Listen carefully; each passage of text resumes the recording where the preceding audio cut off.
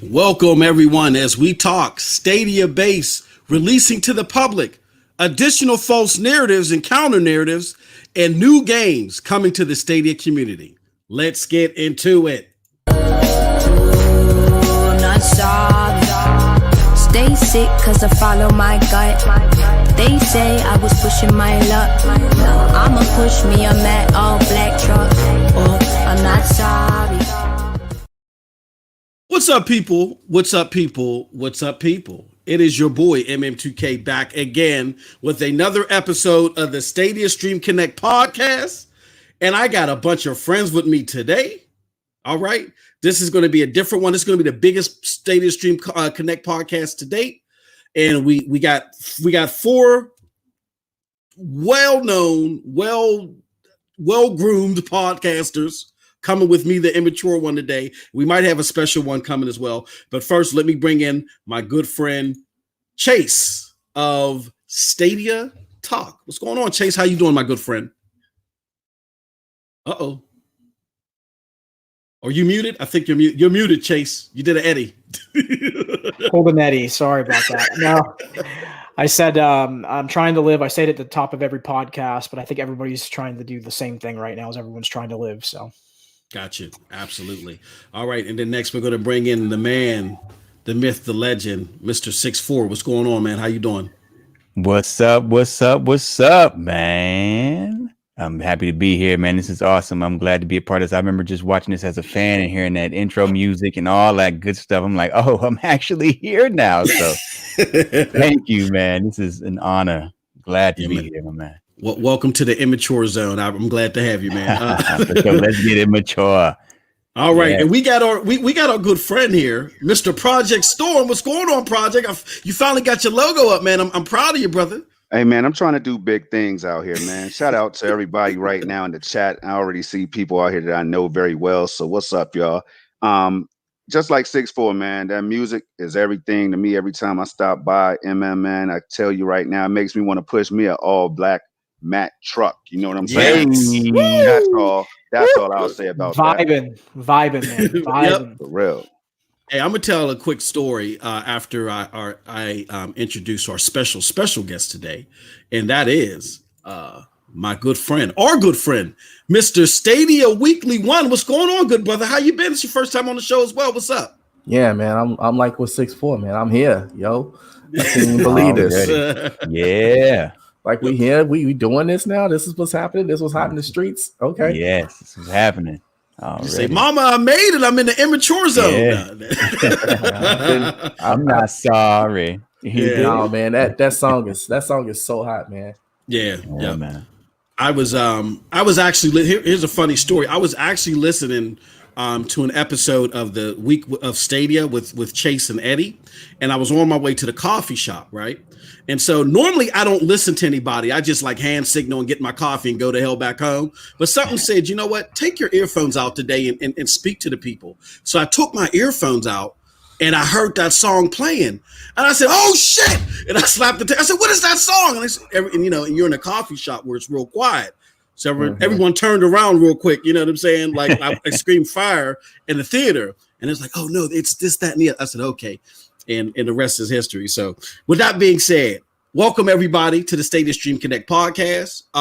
And thank you everybody in the chat that is here. We got 20 already. This is big. Y'all know this is going to be a great podcast. Yeah, it's awesome. People, we're on the clock because people got to do things. I wish we could talk about games all day, but we can't. We got to live our lives in this crazy world. So we're going to try to go through as much material as we can a lot quicker than normal, just so everybody can get their spill in here. Now, as you guys know, when I have new guests in here, one of the things that I like to do is I like to peer into their world as far as gaming is concerned and introduce a little bit of what they do in as far as the community is concerned to you all, just in case you're not aware. Now, Chase has already been through the rigors, but we'll put him through the meat grinder one more time. But we're going to start with Stadia Weekly One before we get into the big news. Stadia Weekly One. Everybody's interested in knowing. You know what I'm saying? How did you get into gaming? That's a huge question, but I mean, it's like this. I go, I've talked about it on my broadcast and stuff like that. I go back to gaming like in the late 70s. You know what I'm saying? My aunt, she had a like little handheld Miss Pac-Man little mini arcade thing. The screen was like red. It was like red lines and a dot, and you had to move it around, stuff like that. It was like a little small mini arcade game. That was like when the first like video game that I played. I was like about 5 or 6 years old around that time.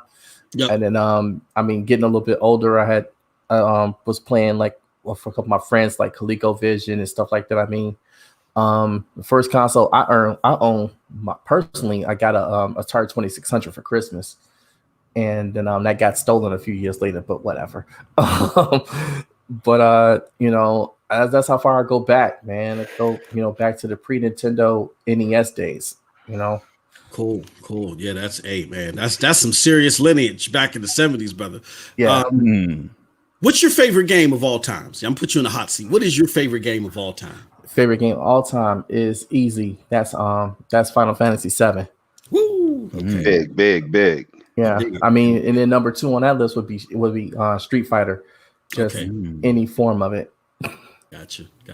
And your favorite system of all time? What's your favorite system of all time? Wow. The Dreamcast. Okay. All right. So Wingy, I think you and Wingy, you know, y'all be dancing in the streets with that one. I think it is, or is this Genesis? But yeah, he's a Sega guy nonetheless. I mean, number 2 like is the Super Nintendo. I mean, that's probably like it's like 1A and 1B. But the Dreamcast was short lived, but it was an amazing system, and it set the groundwork for a lot of the stuff that we doing today. So you know, it was just awesome.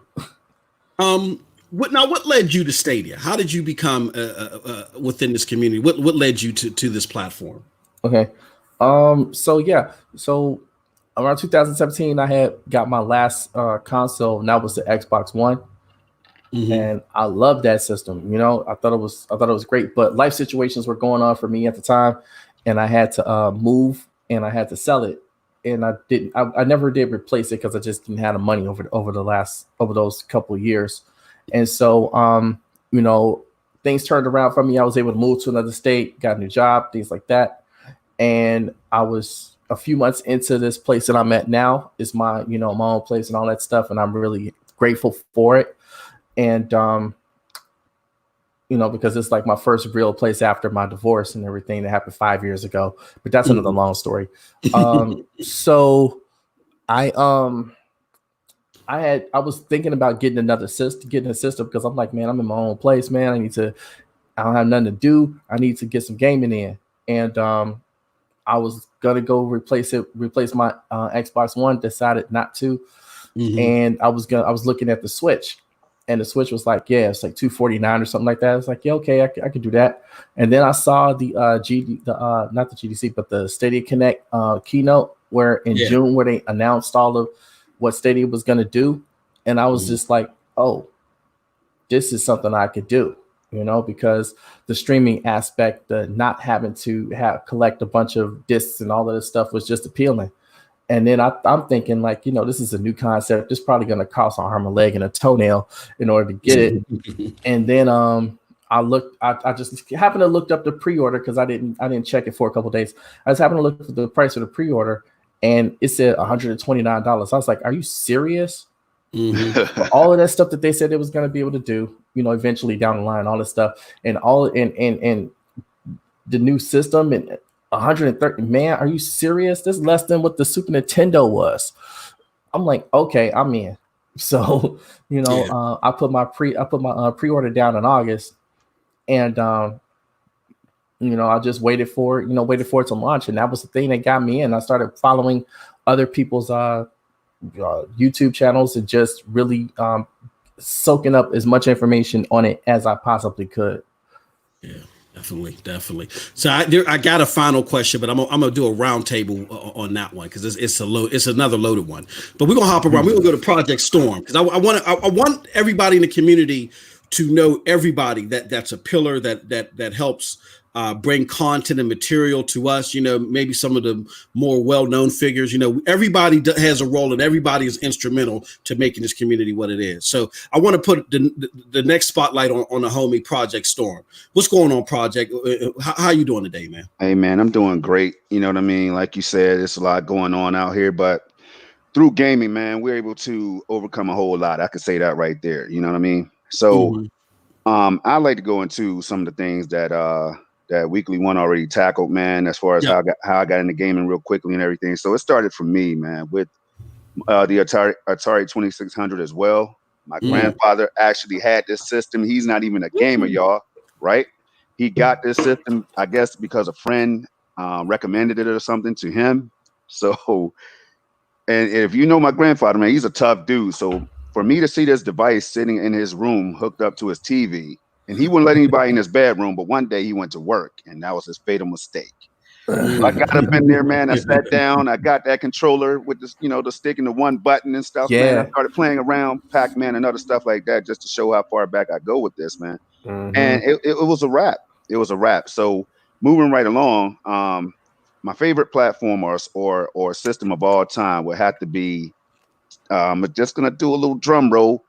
All right, it's the PC, man, and I'm gonna tell you why. It's the PC right now because I actually got a chance to play my favorite game of all time, which is Half-Life 2. I can dig it. Anybody out here, if you try Half-Life 2, you know what I'm talking about, man. That game was just phenomenal, And moving right to Stadia, how I got here.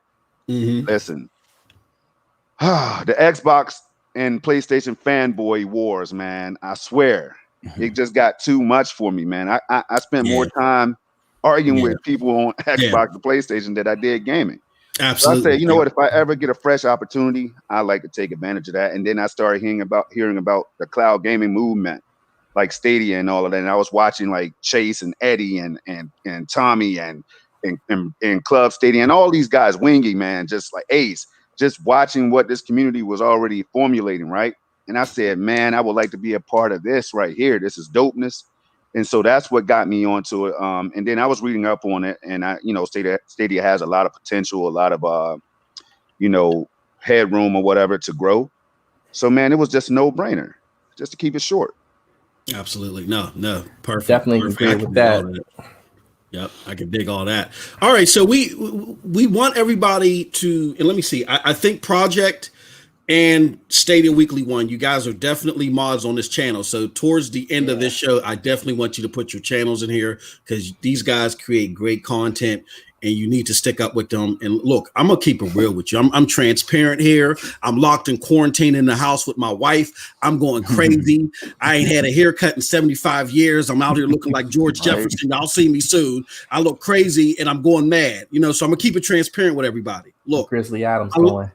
Grizzly Adams. A lot of my content I get from these guys. We all work together in tandem. So if you enjoy MM2K's content or 6-Force content or Chase's content, you definitely got to follow these guys too. They just poured me with a bunch of stuff that I had to add to the notes real quick to present to you guys. So there's a lot of good stuff coming from these gentlemen. Definitely support their channels. We'll have them drop their links towards the latter part of the show, or however long they can stay. With that being said, let's move on. We're gonna go to another good streamer, another good great content creator. If you're not familiar, the homie 6'4", Jamani. How are you doing this fine day, my friend? Man, I'm good. Like I said, I'm just glad to be in the building with y'all, man. Yeah, push that all black Matt truck now, baby. Yeah, man. Yeah. That's right. Yeah. Because we follow our gut. Yeah, exactly. He Exactly. said that shit, man. I was like, man, you know how long I've been wanting to get a matte black truck? You know what I'm saying? Real shit, man.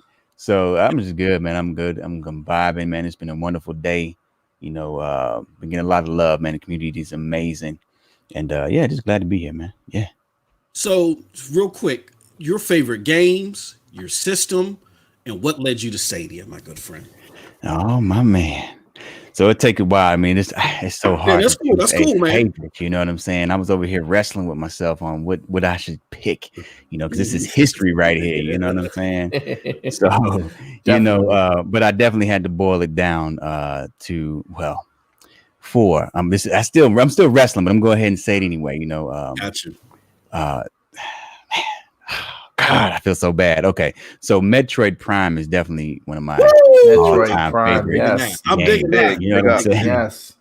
And I say this, you know, man, I'm telling you, there's a lot of favorites out there. I got y'all. I just want y'all to know the reason why I'm saying is because of what it did for me in this time and what it did for gaming in the era it was in. Yep. Metroid Prime took that whole franchise and put it in a space that it didn't belong. You know what I mean? And it worked, man. It worked. It brought that first person shooter, but it wasn't just dumb shooting. You know what I mean? Yeah. It was exploration, a lot of reading, very detailed storytelling that you had to figure it out on your own. You know, I like that that concept of not just kind of spoon feeding you the story. You know, that's cool too, but you had to dig in, man, and it pulled me so deep into the game. I really was immersed. That was the first time I was just so deeply immersed, man, and blew my mind. And of course, visually, it was just outstanding. You know, the geometry in that game is just out of this world. So definitely Metroid Prime. One of my favorite games. Ocarina of Time and Breath of the Wild are like literally fighting right now for my yeah. Nintendo guy. I'm a Link to the Past person, man. I love Link to the Past. That was my game. Ocarina of Time, when that game came out, that was actually, I was a Sega guy when I heard about no bullshit, man. I was like on that Sega Genesis wave, you know what I mean? Oh, you got the real blood, you got the real Mortal Kombat, you know, the best graphics, all this other craziness, right? Yeah. But then I heard the kids around the table at school talking about their experiences in Ocarina of Time. And I was like, yo, what the fuck are you guys talking about? I need that in my life. What is this? You know, they're talking about all this crazy shit. Like you just going fishing and you're running around in a field. I'm like, what? Who does that? You know, what is that? So played the game, blew my mind. But then Breath of the Wild came out. Yeah, Breath of the Wild came out just recently and it did the same thing for me. It just expanded my mind on how games could be. You know, I've never experienced an open world game the way that Breath of the Wild presented it to me, man. It's literally an open world the way it should be. So those games are definitely fighting. And I just throw this one in there for my favorite arcade racer, you know, because I actually love racing games. Blur is my favorite arcade racer. It combines that Mario Kart racing experience with the traditional arcade racing with real cars. Favorite games. There you go. All right, cool. That was a struggle, but I made it through. That's all right, man. Hey, that's all right, good brother. We got a full-fledged Nintendo guy out here, man. That's well, hold on. Blur was on the 360. That's when I played it. Yeah. You know what I'm saying? Hey, look, yeah. I'm a Nintendo guy too. You know what I'm saying? Yeah, I love my Nintendo. The only console the only thing that they had that I haven't owned was the Switch. I mean, I've owned everything else. You know what I'm saying? So like I said before, I played Nintendo games when they were appearing on the ColecoVision before the NES even came out. So yeah. If I were to go back, the Double Dragons of the day, you know what I'm saying? That was definitely Double Dragon. Come on, man, you bringing up some memories now. Yeah, you know, but you know, so, but when it comes to favorite console, man, you brought up the Switch. That's actually, I have to say that's my favorite console, man, ever. Because it just brings back some of the best elements of their past consoles and some of the best elements of past gaming, which was that multiplayer couch co-op experience. Of course, it's got a lot of the classic Nintendo games on there. It brings a lot of what I wanted from a platform provider, which was the ability to take your game from the TV to the handheld on the go and just being able to have that freedom to experience it the way you wanted to. It does that. It's just the first one to actually do that. And it blew my mind again. It's because I was getting burnt out, man, on my Xbox, and the industry was just kind of like just graphics. And there was no real innovation in my mind. You know what I mean? We were kind of getting hit over the head with the over monetization of every game. And Nintendo just came back and brought that gameplay, you know, back to the forefront. So I was like, man, the Switch it brings all that nostalgia back of the N64 days, Dreamcast days, you know, SNES and all that. Right on one before the pay to win model came out. The Game Boy, it just brought it all together, and I was like, "Yo, this is it right here." So right now, and then of course with the library it has, the Switch is currently my favorite console. Absolutely, that's what's up. All right, what brought you on the Stadia? Man, brought me on the Stadia, which is quickly growing to become my favorite platform. You can't really call it a console, but man, what brought me on the Stadia, which is kind of a funny story, man. what the Switch had done was make, again, you have the ability to move forward from the TV to your bedroom, wherever, take it on the go. I've been looking to do that before the Switch came out on the Xbox, because I don't know if you guys remember back in the day, but when the Xbox One and the PS4 first launched, they had shown their controllers with mobile phones attached to them, smartphones attached to them. I don't know if you guys saw that. They had them in the clips and everything, and they were kind of hinting at the idea that you would have more capability outside of playing on your console. So Microsoft talked about them having the ability to stream your games to your mobile device. I was trying that for so long, wasn't able to do it. And because I wanted to have that freedom to get away from the TV. Switch came out, it was dope, but you took a hit on the fidelity, and some of the games that were possible to move on or go to the Switch. So again, I just happened to be even more. I stopped doing PC gaming for a while. I have this Surface. I wanted to get into some more gaming. I didn't have my Xbox anymore. I had my Switch, but there were certain games I couldn't play. And so I'm like, damn, I can't play anything on this damn Surface. I want a way to play some of the games I want, but I don't really want to invest. We're talking about the amount of money you would spend on a console. And so all of a sudden, I don't know how I got wind of it, but Google made the announcement about Stadia. And I was like, yo, what the hell? Again, I didn't think they were going to be doing anything this serious at this level, but they did. They're saying this is cloud gaming and all that. I just, heard about the announcement. I found out it was available. My mind started turning. I'm like, yo, I can start playing the games I wanted to play. I don't have to have this high-end hardware. You know what I mean? I'm like, damn, I wonder if I can actually start streaming, because I really wanted to get into the streaming space and just do exactly what we're doing now and be engaged with the community. And man, even with this Surface, man, Stadia made that possible. So, I mean, instantly when they said it was available to buy, I was on board. I'm like, let's do it, man. And again, just getting into community and seeing how everybody is here, it made me want to stay, and just watching it grow has been amazing. That's what really got me on, just seeing that it was basically what I had been looking for years, a way to play high quality video games in any way, any place I want to play at any time. That was it for me. It sealed the deal right away. Cool. All right. Now, I purposely saved this good brother for last because he is the godfather, right? The godfather of Stadia. There he is. He loves that name. He knew it. Yeah, look at him blushing. The godfather hates that. Say it again. Watch him blush. The godfather. Look at him. I was going to be civil the whole show. Chase, you know better. He's going to give us an offer we can't refuse. Well, I'm not going to spoil MM's hidden name, but I'm sure he'll drop it. Yeah. You gotta wait for the right time. I was wondering if he's going to do it to him. So what is going on, Mr. Chase? We kind of went through this before, but it's been a while since you've been on the show. So, you want to talk any of those points you want to talk on? How did you get into gaming? Favorite game, favorite system, and what led you to Stadia? The first experience I ever had with a gaming platform was my dad had an Atari 2600, and I remember playing. I remember playing Pitfall. Oh yeah, and that was my first introduction to what I didn't know was going to be a lifelong, not necessarily an obsession, but a hobby, something to do to pass the time, something to have community with friends. And as I progressed, I kind of played through, some different platforms. Dreamcast is one that I invested heavily into, in particular with Power Stone too. I talk about that game all the time because Power Stone was amazing. Power Stone.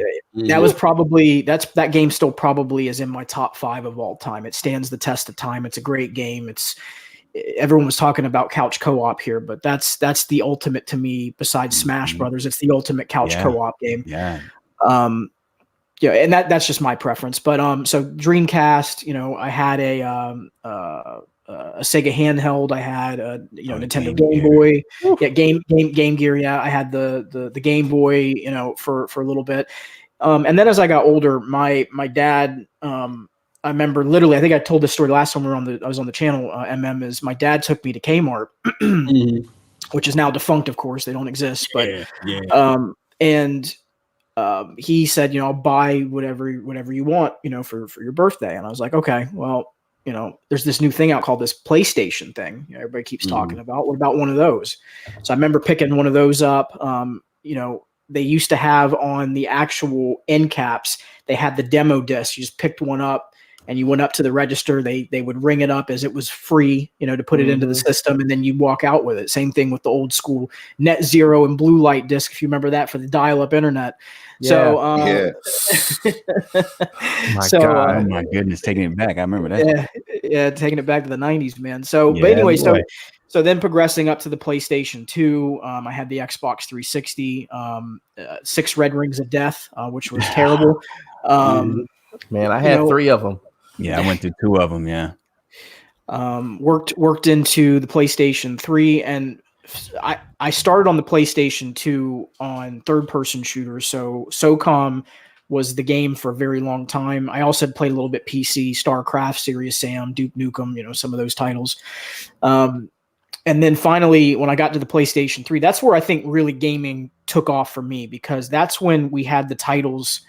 The original Xbox, my friend had Halo, and I remember that changed everything for all, myself and my friends. We were playing on the internet, which was a big deal back then. And then when PlayStation 3 hit and we got that title called the Call of Duty Modern Warfare, that game literally changed everything. Yeah, man. You started getting clans like never before. You started seeing people that weren't even really gamers, that just were casual gamers, jump into actually buying consoles and playing.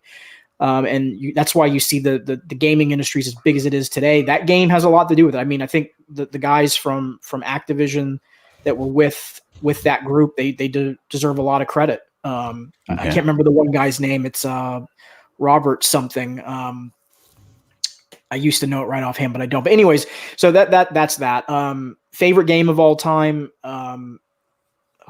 It's probably SOCOM 2. Okay. Big. Yeah, that was a great one. Yeah.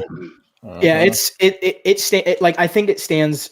That there's 2 Zipper games in particular that stand out to me. I love SOCOM 2. I also love MAG. That game didn't get a lot of love, but massive action game. Had 256 players on a map. That was revolutionary at the time. Yeah.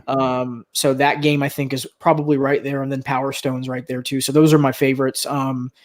Favorite system. Oof. Oh, that's tough. That's really tough. It's probably going to be the Super Nintendo. I'm just thinking like Yoshi's Island and some of the games I played on there, like Country. Yeah. Super Nintendo is probably going to be my favorite system of all time. Super Nintendo was killer. Yeah. And then, so how did I get into Stadia? Kind of the same story that 6.4 told. Like I've always been a Google adopter, and I've always used different products from them, and I knew that they were going to be doing some type of an announcement at GDC. And I was curious to see, what is it that they're going to be talking about? Because we had seen that Projekt stream thing, and I always just thought they were just testing things, not necessarily for a game streaming platform. They were just testing tech in general to see if that was something that could be done. And then it's something that would change the industry, because that's how they are. Not that they would actually go full force into gaming. Right. Just like Germani said, I never thought that was something they were thinking about. So then we saw that announcement, and that intrigued me. That wasn't what got me in, though. It's when we got to May and June that we started hearing the rumblings that the console or platform, if that's what you want to call it, there would be a free version. Like, that was where I was like, what in the, to someone that works in business and in marketing, that just doesn't process fully to you. You just like, how do you do that? Yeah. What's the catch? There's got to be some ulterior thing here. And then when they say there's no catch, you just buy your games. I'm like, how can you not potentially look at this as an option, especially for someone that has bought cons? Like, I've got probably $6,000. Like, if you were to take all of your purchases lifetime of consoles and wrap them up together, you've got about $6,000 easy Easy in these platforms. So I'm sitting there going, man. Yeah. I'm sorry, I was going to say, you're talking about the peripherals, the games, all the attachments and everything, then rebuying consoles and stuff like that. Yep. How many have we bought during the Xbox One or even the 360 generation? Yep. I mean, so many. Yeah. This is So crazy, I mean, man. that's where I just kind of said to myself, do I want to be that person that continuously buys a console year after year? And I just said to myself, no, I don't want to be that anymore. I just want to be able to have what I consider to be a lifetime investment. That's how I've always looked at this platform, is it was a lifetime platform. As long as I'm alive, this thing will play, and I don't have to do anything other than buy my games. Or if I want to, I can invest in the pro subscription. But even then, I'm coming out ahead. You know, I was trying to look at the advantages versus the disadvantages of the whole thing. So to me, it made the most sense. Yeah, I mean, at the risk of sounding corny, man, Stadia has the potential to become Steam with the console included plus. You know what I mean? I just see them doing some incredible deals with these games. I mean, and just they offer you a platform with it. It's incredible, man. Well, and just the beginning on that, man. Yeah, it's just the beginning, man. It's crazy. I'll tell you one other thing, and then I'll be quiet here. But the one thing that I think I was not ready for, and at GDC they showed it, was them switching between devices and everything. I was like, oh, that's cool, you know. Yeah, it's just a neat, you know, like a neat thing. That's not necessarily going to be the biggest thing, biggest thing ever. But you don't realize it until you have it. It's literally that is how technology is. It's always been that way. Technology, when it advances, you always get to the point where you go, I never knew I needed this until I had it. Right. When you realize how much time this platform shaves off and allows you to actually just get straight to the game, it's literally taking you back to the old cartridge media, man. That's right. Where you just plug the cartridge in and you were in. Like, there's no downloads, there's no patches, there's none of that stuff. You were straight in the game. I went from playing 10 hours a week, I've told this story before, to going to almost 20 hours a week. Like that, for me, that's a big deal. That's doubling my game time because I can go over to my phone. When my wife's done on the television, boom, I'm right over onto the TV, literally where I was at in a second. Literally in a works, man. It's not a bunch of convoluted. You know how like a lot of these ads, they'll try to cut out all the middle stuff that you have to go through in order to get to what you're trying to get to. It actually just works that way. That's the beauty of it. It seemed like they were kind of BSing, but it just works, man. That's it. I love it. Yeah, I love it. Absolutely. Now, here, I have a question that I normally, and those that are familiar with the podcast normally hear me ask, what is your executive decisions over the next 12 months? I'm going to hold that because I want to segue into the next part, and that'll fit more perfectly into the next part. So, hold on. Where's it? Eddie, I'm sorry, Eddie. We got one. We got one more person in here. Eddie, how long were you waiting, man? I'm sorry, man. Eddie.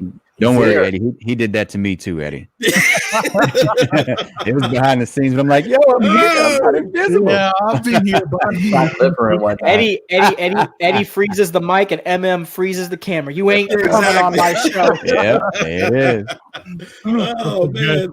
Yeah. Eddie, what's going on, good brother? How you been, man? Doing good, man. It's just raining here. It sucks, but it's fine. Yeah. So we were just going around the table and asking everybody, because this is your first time on the podcast too. Wow. True. Talk a little bit about what you do, your favorite game, favorite system, any of that stuff that you want to talk about. So I gotta repeat a little bit of chases. My favorite system ever has been Super Nintendo.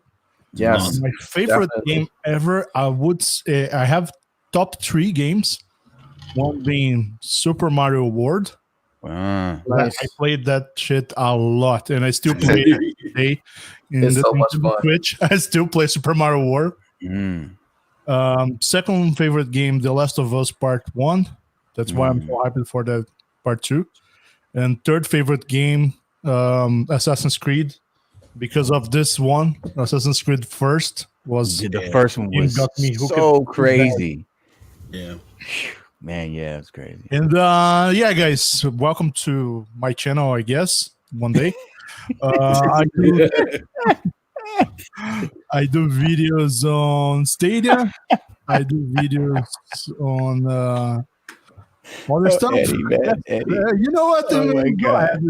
Let's keep on just my favorite platforms right now because I'm kind of lost. And I didn't open a beer yet. I know. Yeah, exactly. Are you lit? Are you pre-lit? Are you about to be lit? Because man, I can only imagine where this is going. No, man, I'm just slow. I just came back from walking in the rain, then I'm slow. I fucking love Eddie, man. You gotta love Eddie. God, Oh my god! I can't bucket him.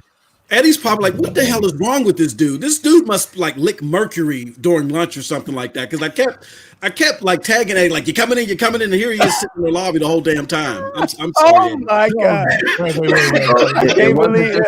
He's even in the private chat. Hey guys! Yeah, he's like, hello guys. I'm like, Eddie, what are you doing? You coming? You coming? If you see me too, look up at the top, Eddie. I was like, you see me in the background? I'm in the background. Add me. Yeah, don't worry, man. I came to the stream. I said hi on the chat. Oh yeah, he did. Did send something through the private chat. Oh man. Yeah, we were both back there. We were in the sunken place, man, like trying to get out of there. That's what I get. I was poking fun at Eddie because Chase had muted his mic earlier, and I said, "You did it, Eddie." And then here goes the karma. Karma's nice. I was a bitch. It's about to go left, folks. All right, now let's talk about the big news. Let's get the roundtable's information on the big news. All right. Stadia Base is now open, and this is what I'm going to do. I'm going to share my screen. Hopefully, I don't blow. I thought the big news was the games that were announced today. Oh yeah. That's what it is. That's definitely good news. Just more games being added to the 120. Mm-hmm. Yeah. I know, and that's cool because I actually wanted to bring that up as well later on in the show because people may look at those games and say, "Oh, well, these aren't the AAA games that Stadia needs to stay relevant." But it's not about that. I think that they're trying to target a specific demo, and these games might actually, work in that favor. But with that said, here goes the big news: the blog that came out from Mr. Phil Harrison yesterday. Play Stadia Pro for free starting today. And I'm not going to go over the whole email chain because they don't want to hear about that. They can read that online. They want to know what you guys think about all this. So I want to first and foremost throw this question out there. Why do you think Stadia dropped this now and did not wait like how a lot of us thought they would do? Who wants to grab at that first? I can take a stab at it. Okay. Actually, well, I mean, the thing is, you have an ideal situation given the situation that we're all in, whereas people are at home with a lot of time on their hands. Mm-hmm. Granted that this COVID thing is really terrible and people are dying, and shouts out to the people that's on the front lines trying to help battle that thing. But you have people at home, and as I was saying on my broadcast, I didn't think it was a good time where you bring base out and then people having to spend money on the games and stuff like that because people are on their last paychecks, some of them, and they don't know when the stimulus thing is going to come, if it comes. And there's just a bunch of other reasons why that wouldn't be a good idea. But gifting people 2 months of Pro where they can claim $167 worth of games, and play those games with people, and then possibly, take advantage of some of the other lower price games is actually a pretty advantageous thing that they could easily do, and it doesn't necessarily hurt them much. So this is, I think they saw that, did the numbers, crushed the numbers, and saw that maybe, that this is something they could do, and they just went ahead and did it. And there's no warning. There was no, hey, we got a big announcement. No, here it is. Checkmate. Boom, done. I heard Chase back there. He was ready. He was getting worked up, ready to say something. What do you? Did you have any thoughts on that, Chase? Or? Oh, wait, Eddie. I just got the notification from Amazon that my order has shipped, yo. Oh shit! I forgot to order. I was supposed to order mine last night. Damn it! And I gotta wait till my wife goes to sleep again so I get her credit card. Okay, thank you, Stadia Weekly One. That's right. Yeah, come back to me. Come back to me in a minute. Oh, okay. No, my bad. Okay, you were well. Now that we got Eddie on the hot seat, Eddie, what are your thoughts on that? Why do you think that? Well, first, let me say this first and foremost, because people are probably saying, "What the hell are you guys talking about?" Okay, so Eddie is doing the community a great favor. He is now putting out there for us to get a hold of what Stadia travel cases. Yeah, there they go. Hold on, let me do it. Let me do it like this. Let me do it like this, baby. Yeah, go put that back up with the camera. Yeah, baby. Look at that. And it comes with a clip for your phone, for your controller. That thing is hellified sweet. And you can go to Amazon and get it. And if you put if you put the link in the sure. I will put it on here on the private chat. Yeah, do that, and then I will definitely. I promise I'll pay attention this time. To check for mine, Eddie. Mine better have shipped. I ordered mine last night. So that's what's up. You know, Eddie said he lost your 6'4" walking in the rain. So forget shit! You're SOL. That's up in the game now, son. But no, Eddie, what are your thoughts? And thank you for doing that for the community. It's a great package, and I can't wait to steal my wife's credit card and order mine. But with that said, I can't wait. So, guys, Stadia Base, I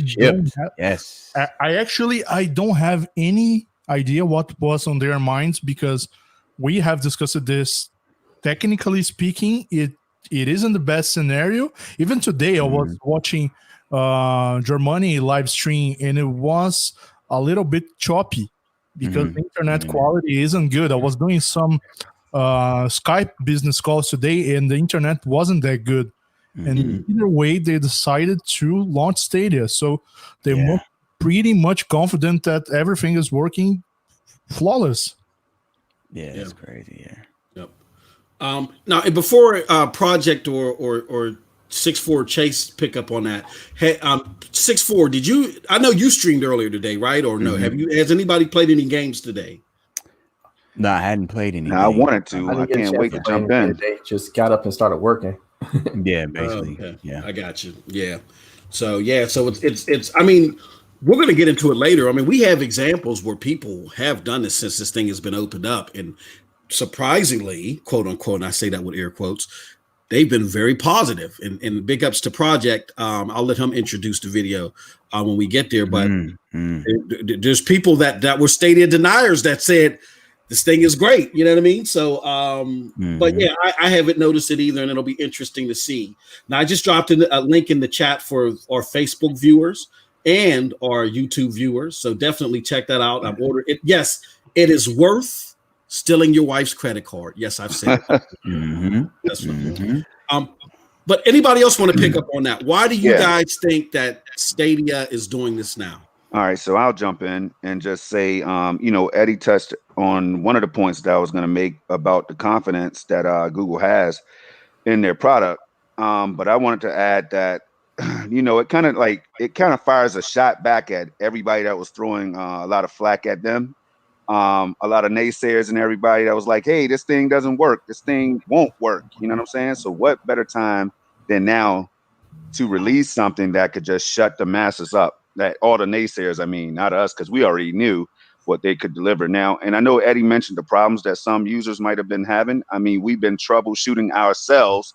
We jokingly called ourselves customer support, or an extension of customer support, because we're out here trying to get people right, because we've been here since day one. You know what I mean? Yeah. So I think that it was a big shot at Amazon, like everything they had brewing up, all the little news that they dropped. And then same with Microsoft, who had just recently dropped some news. So I think it was kind of like a stealthy counter move. And to add that as well, because Chase is going to say, but it is a powerful counter move, because Amazon launched or soft launched that Projekt Temple, and there were articles already going, this is going to kill Stadia. How Projekt Temple is going to be way better than Stadia. He didn't even have anything to run off. Yeah. It ain't even launched yet. They're talking about it's going to be launched next year sometime in a beta. The beta is going to be out next year sometime. They're not even Nobody saw them, and we don't even have no information on it. Right. Nobody saw them taking down the wall. Yeah. Interesting. Anybody else want to pick up on that? Why they think that it happened now? Yeah, I actually don't think it's a counter move, and I don't think it's a reactionary move, to be fair. And I'll tell you why I don't think that it is. So I agree with that. Google previously, when they've done these types of moves that we would consider to be reactionary or a move where it's a counter blow, they've been a lot simpler or a lot more tamer types of moves, and I think it's because they weren't ready to make the big move that they knew was like the I'm walking into the room, I'm busting the door down, and you all are just going to sit here and watch what it is that we're putting out here. Amazon overplayed their hand on Monday. They played more than I think they even realized they did, and they probably are going to regret it because now they don't have as much stuff to actually put out there aside from pricing. Right. And that's not going to come right away. That's going to take a longer amount of time to find anything out about that. Xcloud. Just to add to that, they have that game, that MMO game to PC coming this year. But anyways, just a game from their studio. Right. So in regards to Xcloud, we knew they would be expanding to more regions. So the news this week, I know some people thought it was a bigger deal, but it actually to me wasn't, because they told us last year this was something they were going to be doing. We knew this was going to be happening already. So that wasn't a surprise. The measured statement was more interesting than anything out of it, because they were taking the current internet conditions and choosing not to completely just roll it out. They're going to do a measured rollout over there. Google walked in and checked. I said this on the Stadia Source live stream, and I said it over on Germani's live stream yesterday, that they literally walked in and checked every single box that you could check. And I'll make the point of why they did it now with this. They walked in and looked at the conditions around what was going on, because basically they've been sitting there to see what is the hands of everybody else. What is the guy to my left that's got his 5-card draw got? What's the guy to my right that's got his 5-card draw have? Oh, you got two pair. Oh, you only got 3 of a kind. Well, we've got an inside straight. Now we're going to play our hand. So basically the move that happened here was them saying, this is the time, this is the moment, and not only are we going to come out guns blazing, we're going to check every box for new consumers coming in. So that's the 2 months, and then base if they choose. If they don't want to keep pro, then they checked off the box for current existing users, 2 months for free for those folks. Then they came in and said, well, you know what? The internet conditions aren't the greatest, so we're going to default to 1080, but you can still go up to 4K if you want, but we would recommend, if you can, stick with 1080 if you can. And the last and most important piece out of all of this, and this is, I think, the part that's the bigger takeaway from everything that Google did here, is they literally, with this move, have captured the narrative completely right now. No one is talking about Microsoft right now. No one is talking about Amazon. And who's the one? And I feel bad because I don't think they've intended it to be like this. But Geforce now is an afterthought. They're not even part of it. They're not even part of Geforce now since what, early March? Yeah, they're not even part of the conversation anymore. Geforce later. Yeah, so, Geforce later. So Geforce now never was. Damn. So now what is actually the Shouts out to Nividia. Yeah. So now what is happening? Google before was chasing the narrative, but now they're dictating the narrative. Yeah. This is a much different position. They have got the ball in their court, and now everybody's going to have to chase them. It's a much different position than they've ever been before in their very short history. And they now, everything's in their favor, that the ball is in their court to make the necessary moves and to make the right decisions. And we'll see what they do as they go forward. You guys know that game Uno, the card game Uno? Yeah, I love Uno. Like Google just played Draw 4. Yeah, man. I mean, Eddie, that's why I use the the term counter move, man, because Google remembers that Microsoft got Destiny 2, the collection or whatever they got on Xcloud and all these things. That's why I threw that out there, because they're not sitting back like, we're going to sit there and let them do whatever they want to us, and we're not going to do anything. I don't know if business operates that way. That's why I say a counter move, just to clarify that. Even if it's at a lesser extent, you know what I mean?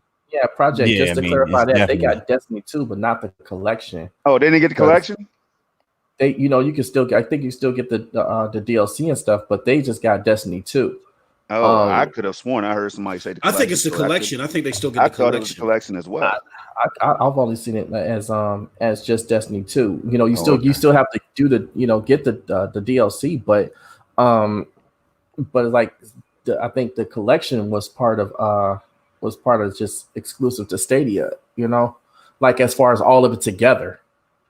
All right. Okay, because I must have read some inaccurate news or something. I'm gonna have to check that out. It may be. I'm not sure. That's just what I thought it was. All right, I'll get back to you on that.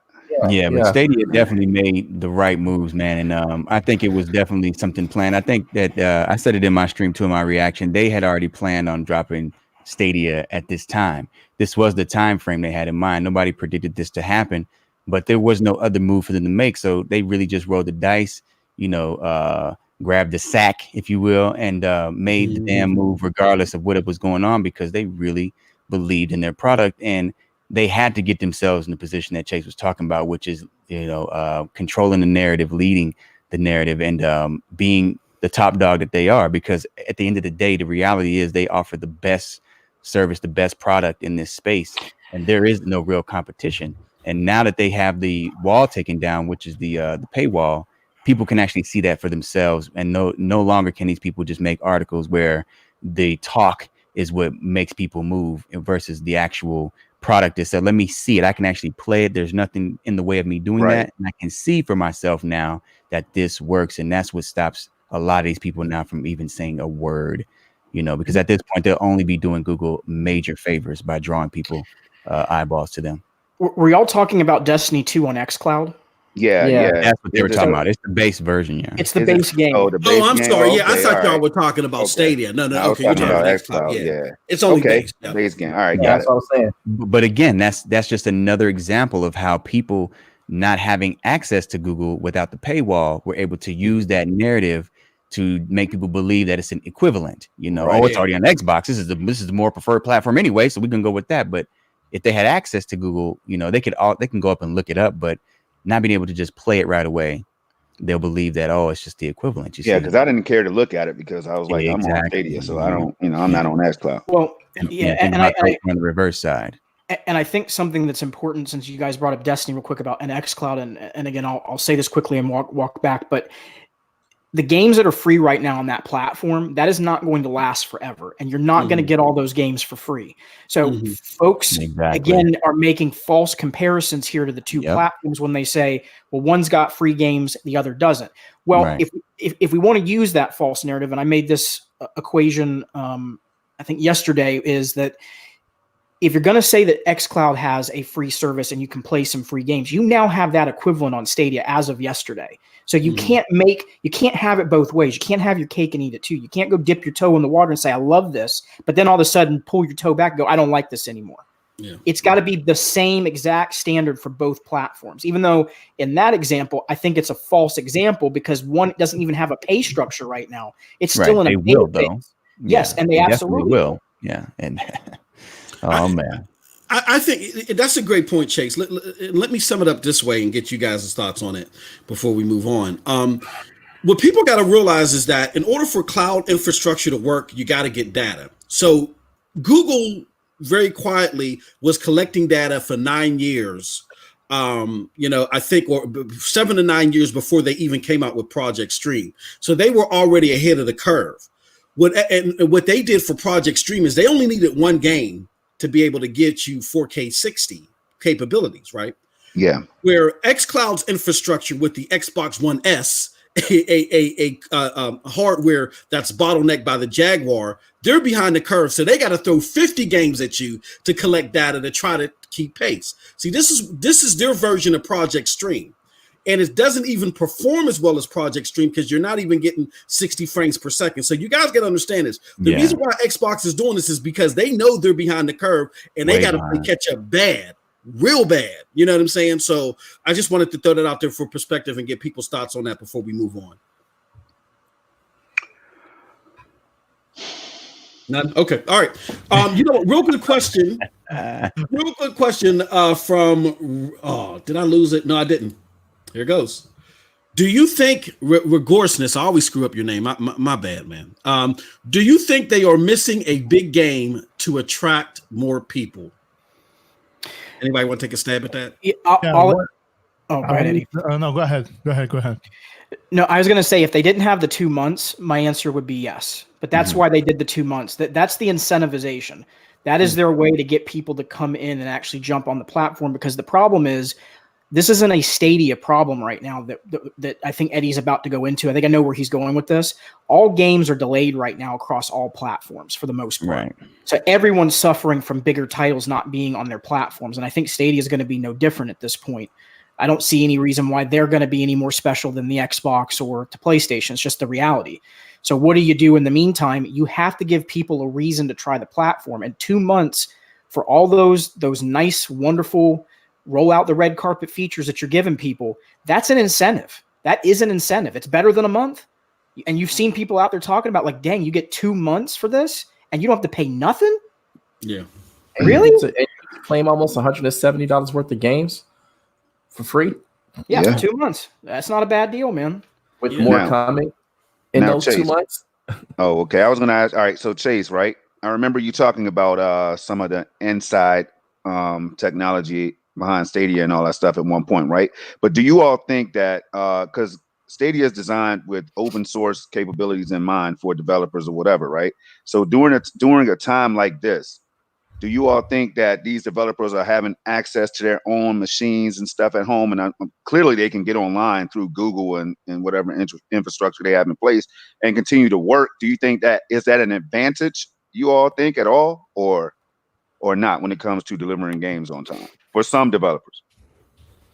Eddie, I think you were about to head there, and that's why I wanted to kind of defer back to you on that one, if that was where you were going with your point. No, actually, I was gonna ask, what is the big game that we would attract more people right now? Because at this very moment, in the gaming industry, the big game who came, it's Doom. Other than Doom, there's not another big game for consoles that would attract people. I know we discussed this yesterday. For example, Valorant is an upcoming game that all the PC players are interested into. But other than that, there's no big game until somewhere in the second half of the year. I think some people were saying that, you know, that Call of Duty, you know, or some other free to play type game. You know, I don't know. I don't know necessarily about that. Like I say, I think I agree more with what Eddie is saying. You know, we had the big, huge game with Doom coming in. And if you look at what people are playing right now, you have the Division 2 just set the whole Stadia thing on fire. And I think people was talking about it yesterday, saying it should be considered the flagship game. I think that's a really accurate statement, because Destiny 2, you know, it's good, but you know, but people, it's a lot of people like me that was new to it and just gave up on it. It's just like it's hard to follow. But with the Division 2, it's an easier to follow game as far as like the main story and the side stories, you know, the side missions and things like that. But it's also just a ton of fun to get together and play with people. And plus you get that Stream Connect, which shows off that feature that Stadia has. I think, you know, that will probably be one of the top games, you know. What you shaking your head for there, Chase? No, sorry. It's not y'all. It's not y'all. Let me shut the camera off. He's working. He's still working. Begging for answers, man. Look, and so just to co-sign what Chase was saying, man, I think that the 2 months was the great answer to not having the big games, you know, because of course Doom Eternal is a big game, but you know, it's one of those games where you kind of it has a very targeted appeal, you know. Right. So yeah, a specific audience. Yeah, very specific audience, you know. And so that 2 months is the answer, man. Was it 8-9 games that you get free? You know, 9 games, and then you roll on the base if you decide, if you can keep the pro if you want. I mean, it's just a massive move. And you know, just again, I had mentioned that you know, Stadia rolling out base like this. To mention, first of all, to say they're not even calling it base, they're just calling it Stadia. Yes, you know what I mean? want to talk about that. I love that. You know what I mean? We'll get back on them. They're just calling it. Yeah, they're calling it Stadia. You know, and then there's the pro membership. So there's no. It's good for the mind. You know, you don't think you're getting some lower level version. You're getting a premium experience out the gate, but you have the option to level up. You know, I want to pick back off piggyback on that real quick. I wanted to also just finish this up real quick, man. So basically, the way they brought people into the quote unquote base, is from the top tier down. They said, hey, come on in and experience this first class experience.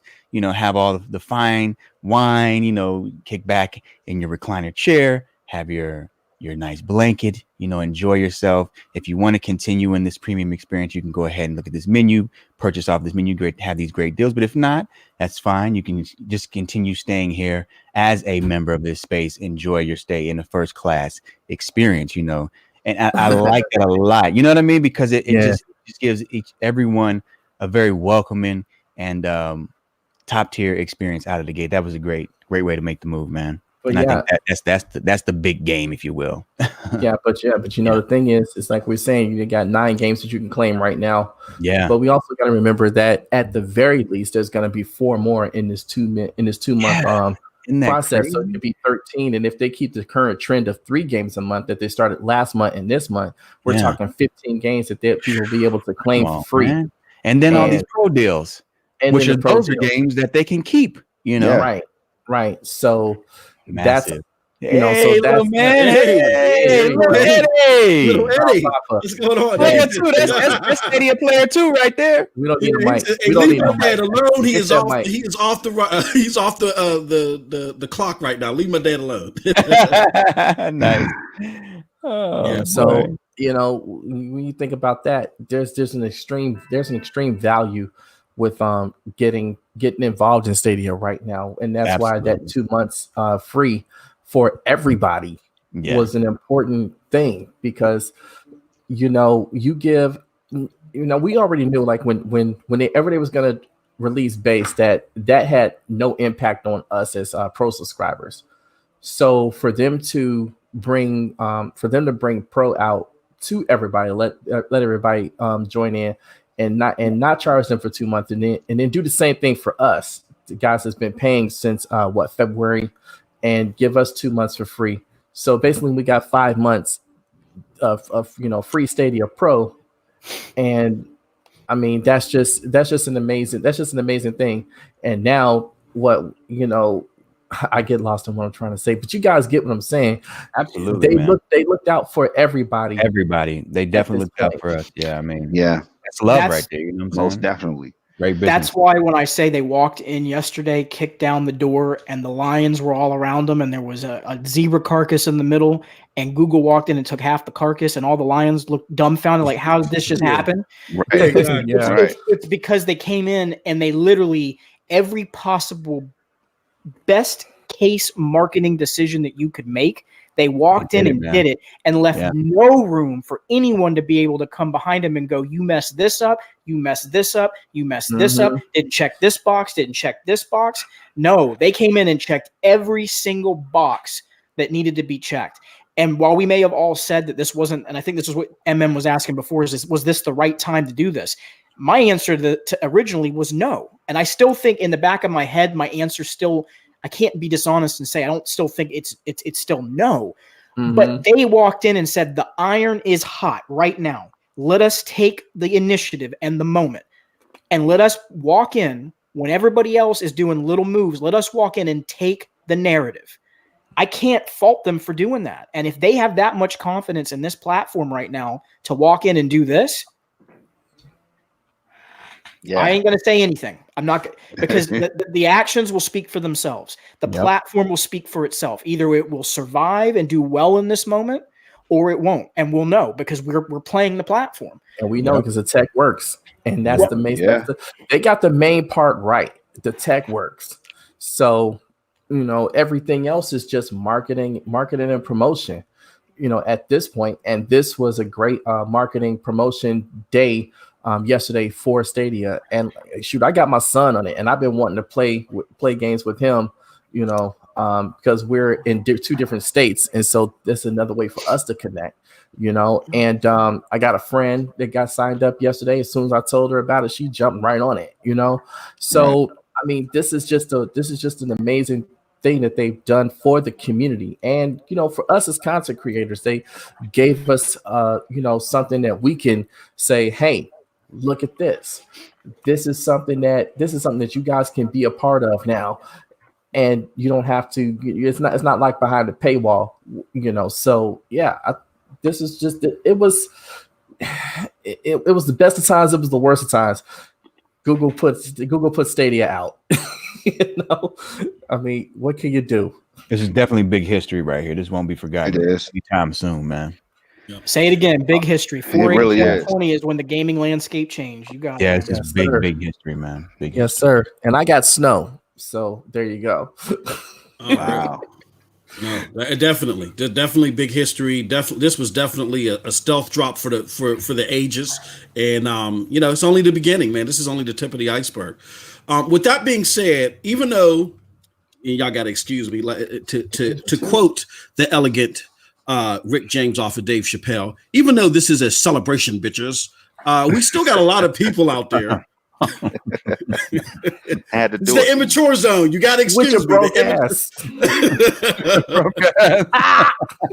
2 thumbs down. No, what's that? 4 thumbs down. Anyway, with that being said, guys, we still got those harking and barking out there.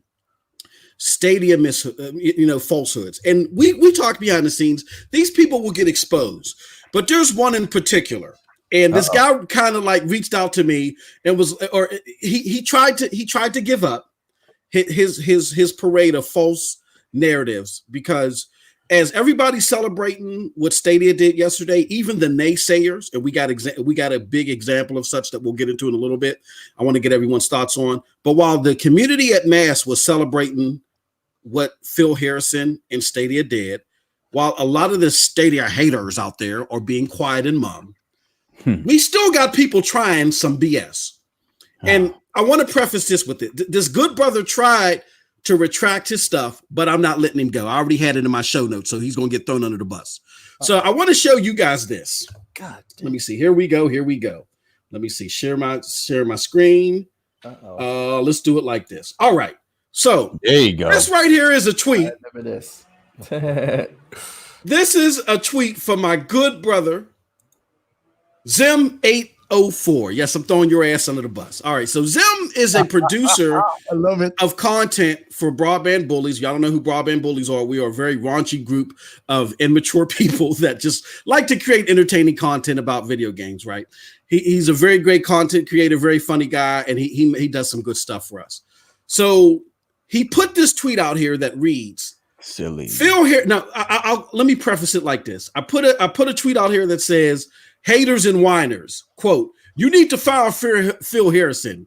Phil Harrison, hold my beer. And then I have the tweet from where Stadia Base pretty much is out there, and we'll talk about that a little bit more. So Zim put out here this narrative that Phil Harrison had a major opportunity to undercut the console and PC market by selling new games for less than $60. He failed to seize the opportunity. All right. Now, there's so much wrong with that, but which I address, but I want to get the panel's thoughts on that, because there are, believe it or not, we were addressing this in 6-4's stream the other day, where big ups to D Batch with his crazy ass. He came in there talking the same narrative, right? I want to get the panel's thoughts on that. Do you think that Stadia's being greedy? They're releasing these games at $60. They know gamers got other systems, and they're not caring about that. Anybody want to take a chomp at that at first?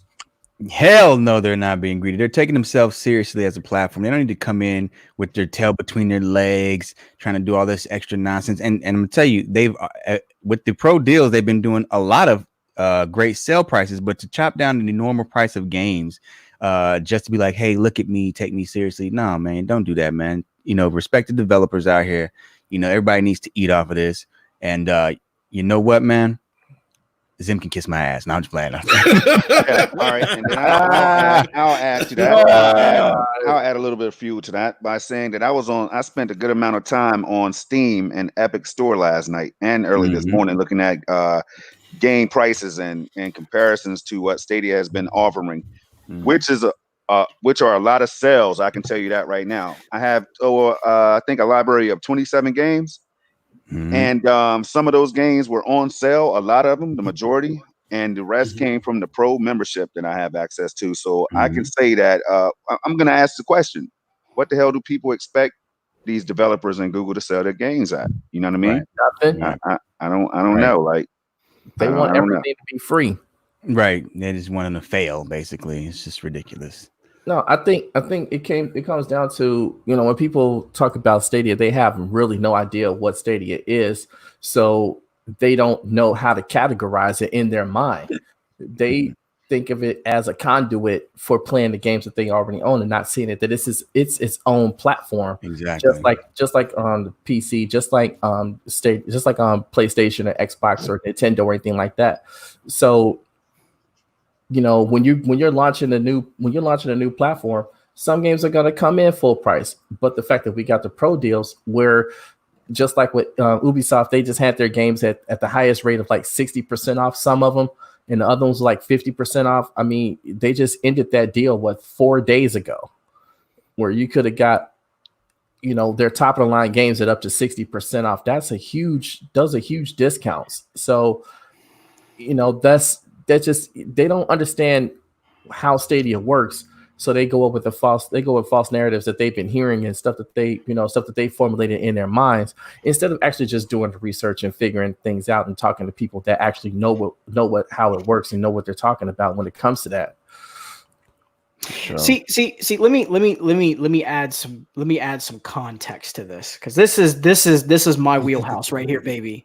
I'm ready to rock and roll on this one. Go for it. So people need to understand something on this. Number one, there's a difference between us as consumers and these places as a business. Okay. Google has a operating budget for Stadia that is a set number. We don't know what that number is, but it has a number. They can't just be going around throwing cash left and right at some of these publishers. They're not in a position to do that. And the reason I'm bringing this up is we've heard from different avenues that Google has a limited operating budget as far as how much cash they're working with and what they're actually utilizing. So what you're basically asking is that Google go out there and make all these games a set price. And I'm assuming what this person's trying to get at is they want them to be down in like the $20 or $15 range for all games. Right. You realize the amount of capital that has to be done.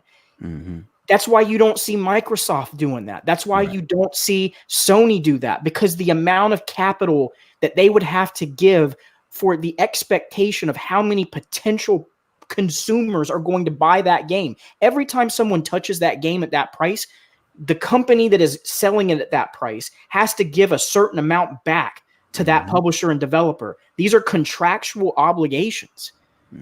So they don't just have a blank checkbook. Right. And I think people sometimes are, and this is where I have gotten really, really frustrated in some of these conversations, and specifically the breakdowns where people say that, again, creating this, I don't want to say it's intentionally created, because I don't know that necessarily everyone does it purposely, but I think some people just are misinformed.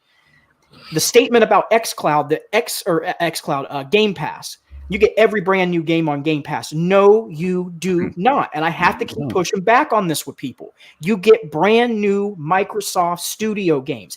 Exactly. Why is that, ladies and gentlemen? Because Microsoft can afford to take the hit. It's their own game that they developed in-house. It's their operating budget. It's their revenue. Same thing with Netflix. Do you get all of the insane? No. I mean,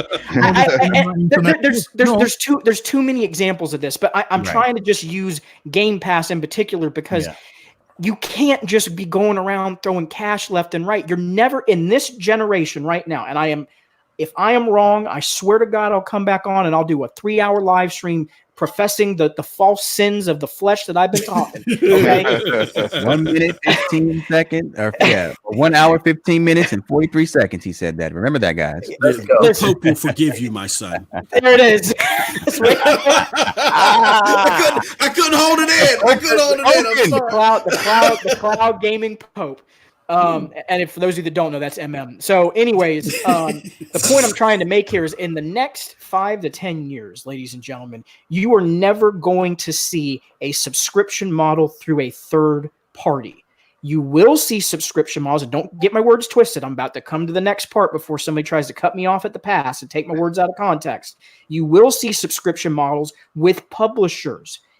Case in point, what's one we've been talking about? Uplay Plus. Yes. Why is that? Again, I got to get down to the basic business economics because it's in-house. Yeah. They can take the hit. It's their own games. They can operate it. So people have to get out of these bubbles about, look, I as a consumer, do you think I'm going to be mad that 5 or 10 or 15 or 20 games get put at $20? Of course not.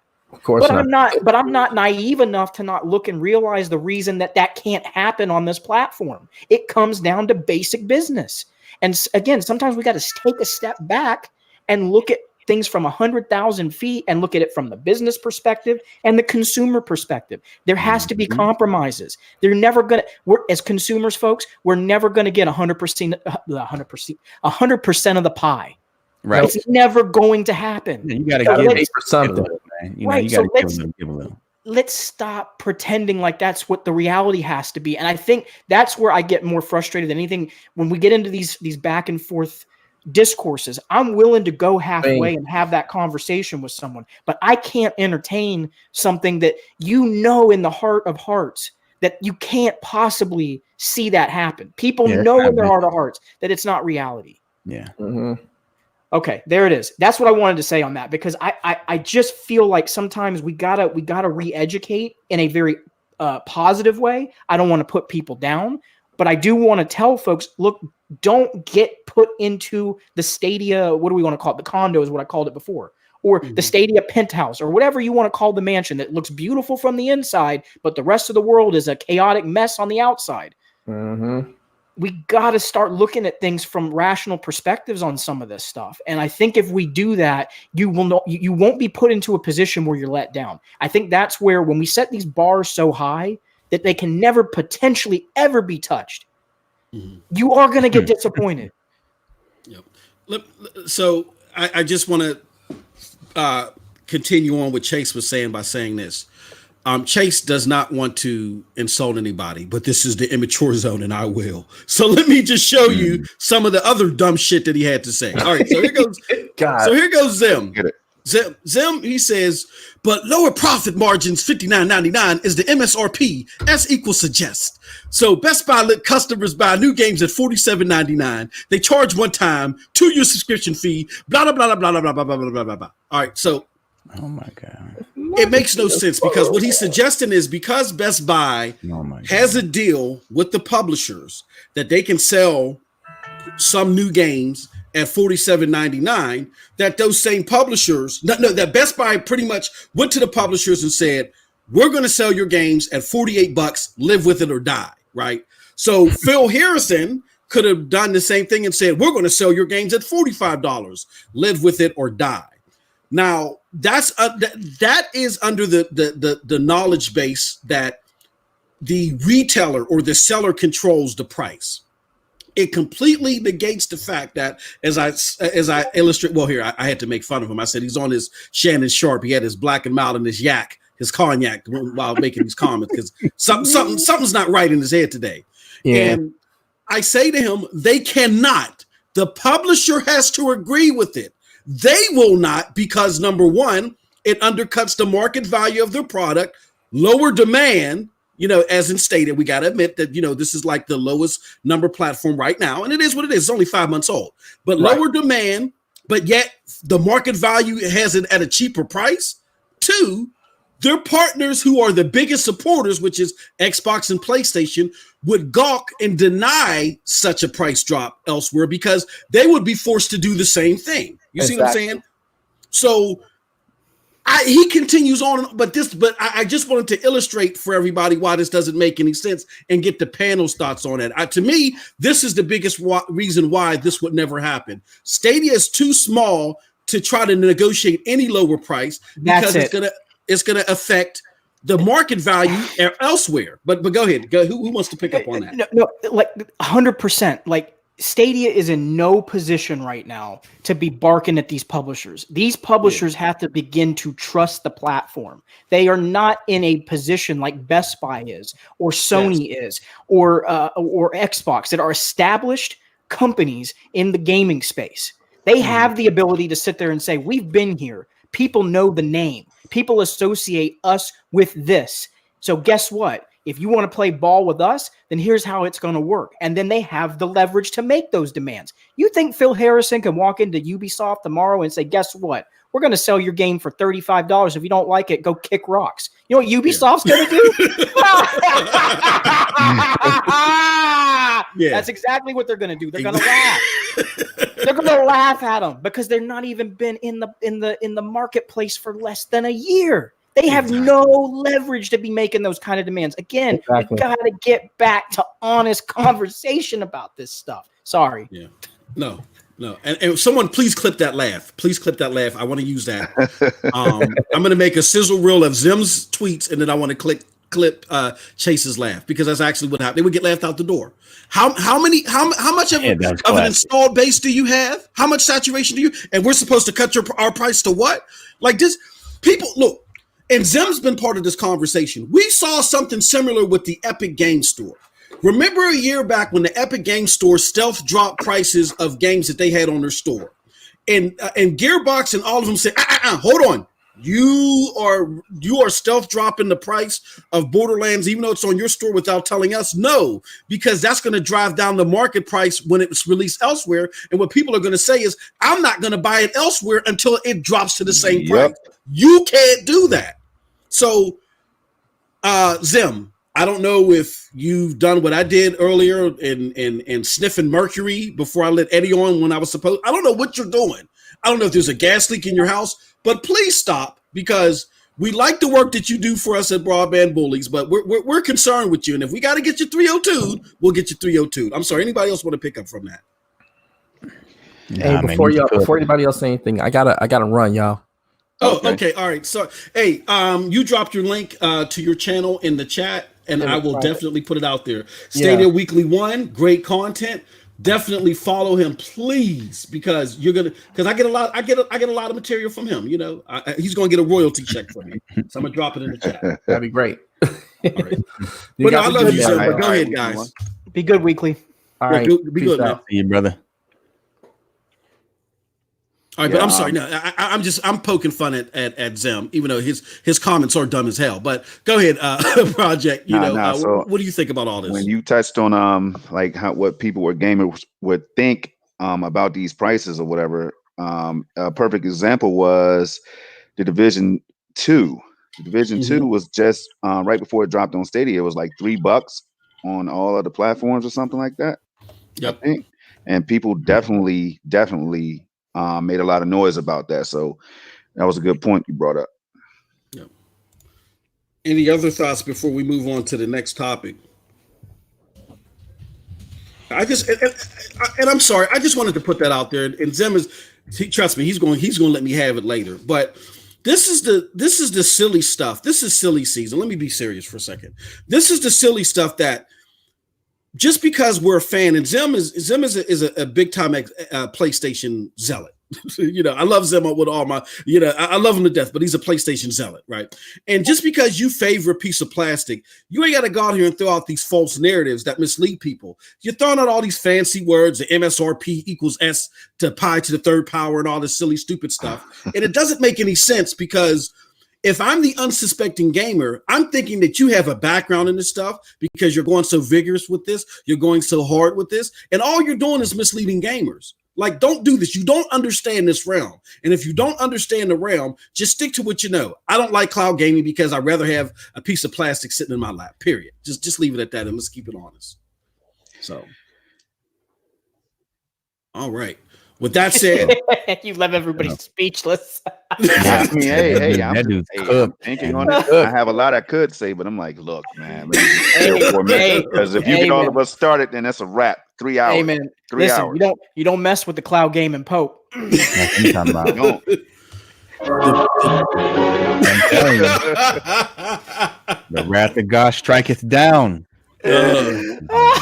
I do not forgive you, my son. Zim, I'm so man. Hey, look, the worst thing you can do is send out a tweet that I see first thing in the morning because I'm groggy. I got to drive my wife to work 3:00 in the morning. And when I see stupid stuff like that, I'm going to react. So Zim, wait till like 7 a.m. or something to send something stupid like that. Okay. But I love you, good brother. Have a good one. All right. So with that said, let's move on to some positive inclinations since the release of Base. And big ups to Project Storm on this. I'm going to play this on the screen if I can find the link. I'm not going to play it to where we got to stop because there's so much stuff to cover in a little bit of time. I will say this though. There is this YouTuber, and I'm just going to play the video on the screen after this ad goes away. It's from this guy, and definitely check out the video after the fact. His name is Ed Croucher. Let me put it up on the screen. So Ed Croucher has a video called, you can see it right there, Google Stadia is free and it doesn't suck. And Project Storm, can you, before we let the panel chime in, can you give us a little background of this YouTuber and what this video is about? Well, I could tell you that. I ran across it last night, but because that title caught me. So when I checked it out, I realized that as you will hear in the video, that this guy had been he had been taking for granted like the beliefs and the ideas surrounding Stadia by the YouTubers, and I won't call out names, but 6'4" damn sure will. You know what I mean? But a lot of big time YouTubers that we trusted and loved at one point were kind of like throwing shots at Stadia in the beginning, and I'm sure you all are fatigued by it, just like we are. As a general consumer, the unsuspected consumer, as Chase would say, like this guy is just like believing this stuff that he heard. He's like, wow, why would I jump in? Well, Stadia, what? I'm hearing this laggy as hell, 4-second delays and firing your guns and everything like that. So he said, you know what? When Google made this the platform free for people to try, he jumped in, and then you're gonna hear it if MM decides to play that audio. Yeah, I'll let people watch it. I'm gonna drop a link in the chat right now, just because I want this to be more about you guys. I feel you on that. It is a great video though. It is a great video and a great find by Project, and I appreciate. And that's what I said. Y'all need to sign up for Project's channel because he's finding gems like this all the time. Man, what do you? I'm sorry. It's what I know. It's what I do, man. I do it for the people. I do it for you guys. That's just real deal, real talk. But let's start with Eddie. Eddie, what do you think about videos like this? You think we're going to see more of this to combat some of the YouTube artists that don't like Stadia, that said it's dead in 2 months? What do you think? I think there will be two trends. One trend going something like this one, that it doesn't suck, that it works. And there's other trend that is going to be, oh no, I absolutely can't feel the lag. And it's not for me because it's too much lag, and that will be that trend going on as well. All right, gotcha. Anybody else want to pick up on that? And people who actually play this, we can talk about it. And I guess right now the most important thing is everyone can go and try by themselves and see the incredible lag playing Stadia. Absolutely. Yeah, which is little to none for me personally. I was talking with 6'4" earlier today. Especially in other countries right now, there are a lot of people trying to subscribe to Stadia. There are a shit ton of people saying, okay, I'm going to try using a VPN here, and now that I can subscribe because I want to try Stadia so bad. And we were talking about console prices. Bonkers in other countries. So you're getting Stadia AAA games for free? Man, can you because you said it was bunker the prices, but when you actually drop that number for an example, a country for example, man. Can you tell them that number? Because that is crazy, the price differences. I like to make the ratio Coke, a can of Coke. A can of Coke here in US is something around $1 to $2 depending where you're buying. In Brazil, a can of Coke will be 2 to 4 Brazilian real. So let's say double, right? A PS4 one launched in 2013, because I remember because I was there getting one, was $400. In Brazil, that same console during launch, which was 1 week later after the US launch, it was 4,000 Brazilian money. 4K. So people were even joking, PS 4K, not PS4, PS 4K. And it didn't come with 4K technology. And we're talking about 4K money. So countries like Brazil, China, not China because China has its own thing, but India or Middle East, Africa, people will absolutely play on this if they are able to. And by the way, I have friends in Brazil using VPN. They were able to play. Yeah, that's big. It's really big. And I, just to add to that, I woke up and the first thing I did was I checked Twitter right this morning, and I saw like tons of people, like just raving about the fact that they finally got a chance to play Guilt and other games, Borderlands and Destiny and everything. And they have screenshots and captures and everything to prove how awesome their experience has been so far with Stadia. So, and then you have developers like Tequila Works and others who are chiming in and getting involved as well. They're dropping that, advertising their games a lot more. In my opinion, it appears like they're being like a lot more feverish in advertising their games. Absolutely. This announcement. Go play my game for free. Yeah. Yeah, man.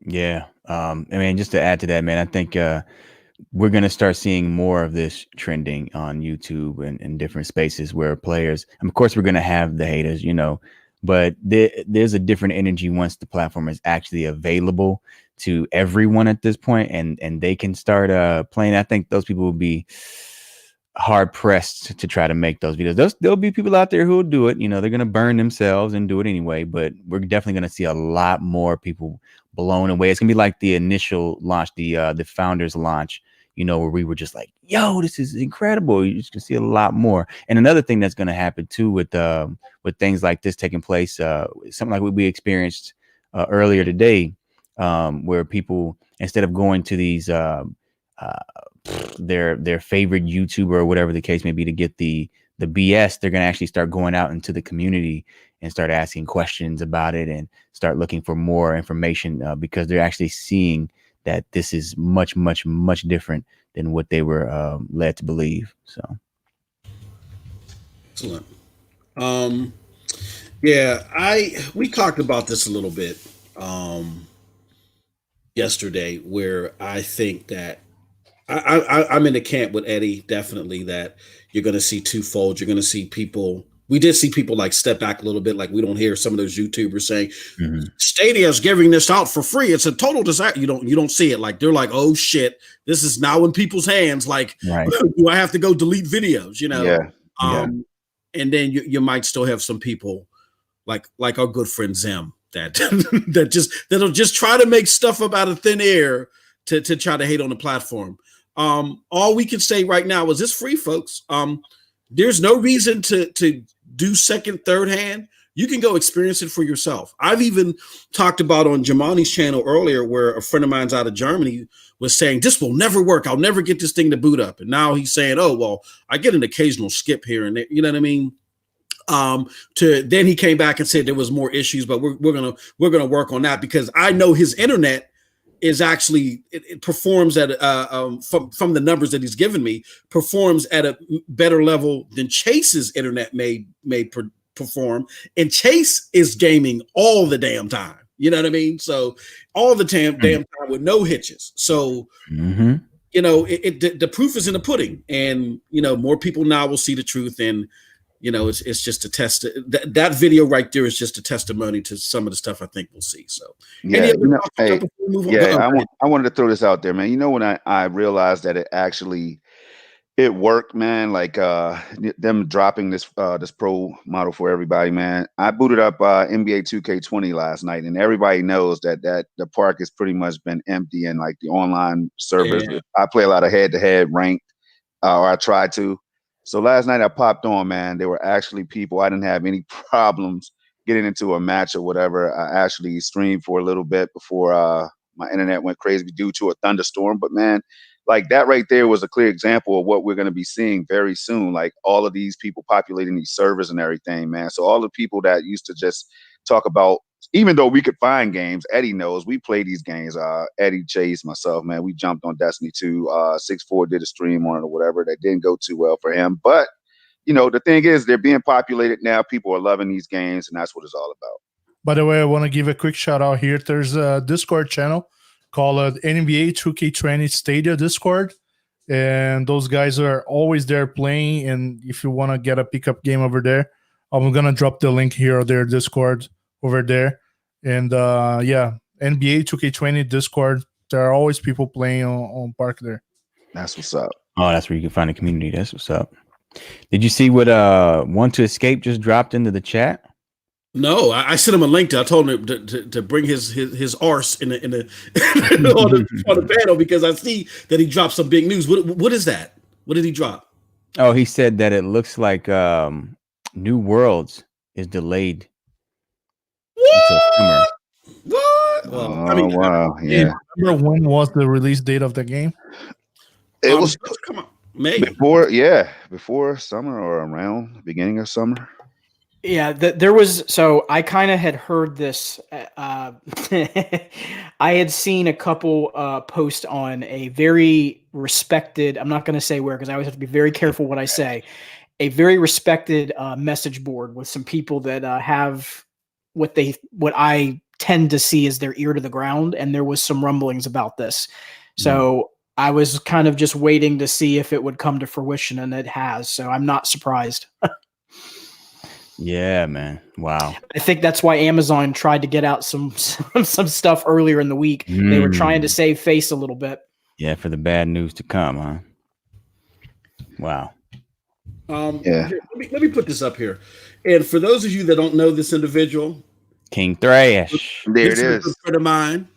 He's part of the reason why that I was able to really know who the true Digital Foundry is. Like a lot of people were like shocked that Digital Foundry pulled that okie doke move on Doom Eternal. And I wasn't shocked because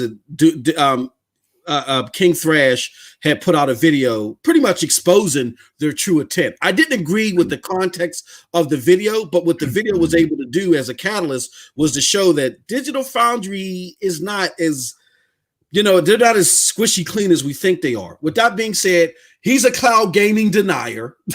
You know what I'm saying? Let me put that out there. Well, I'm a little confused by the comment. What do you mean? And I'm being completely serious when I say this. Yeah.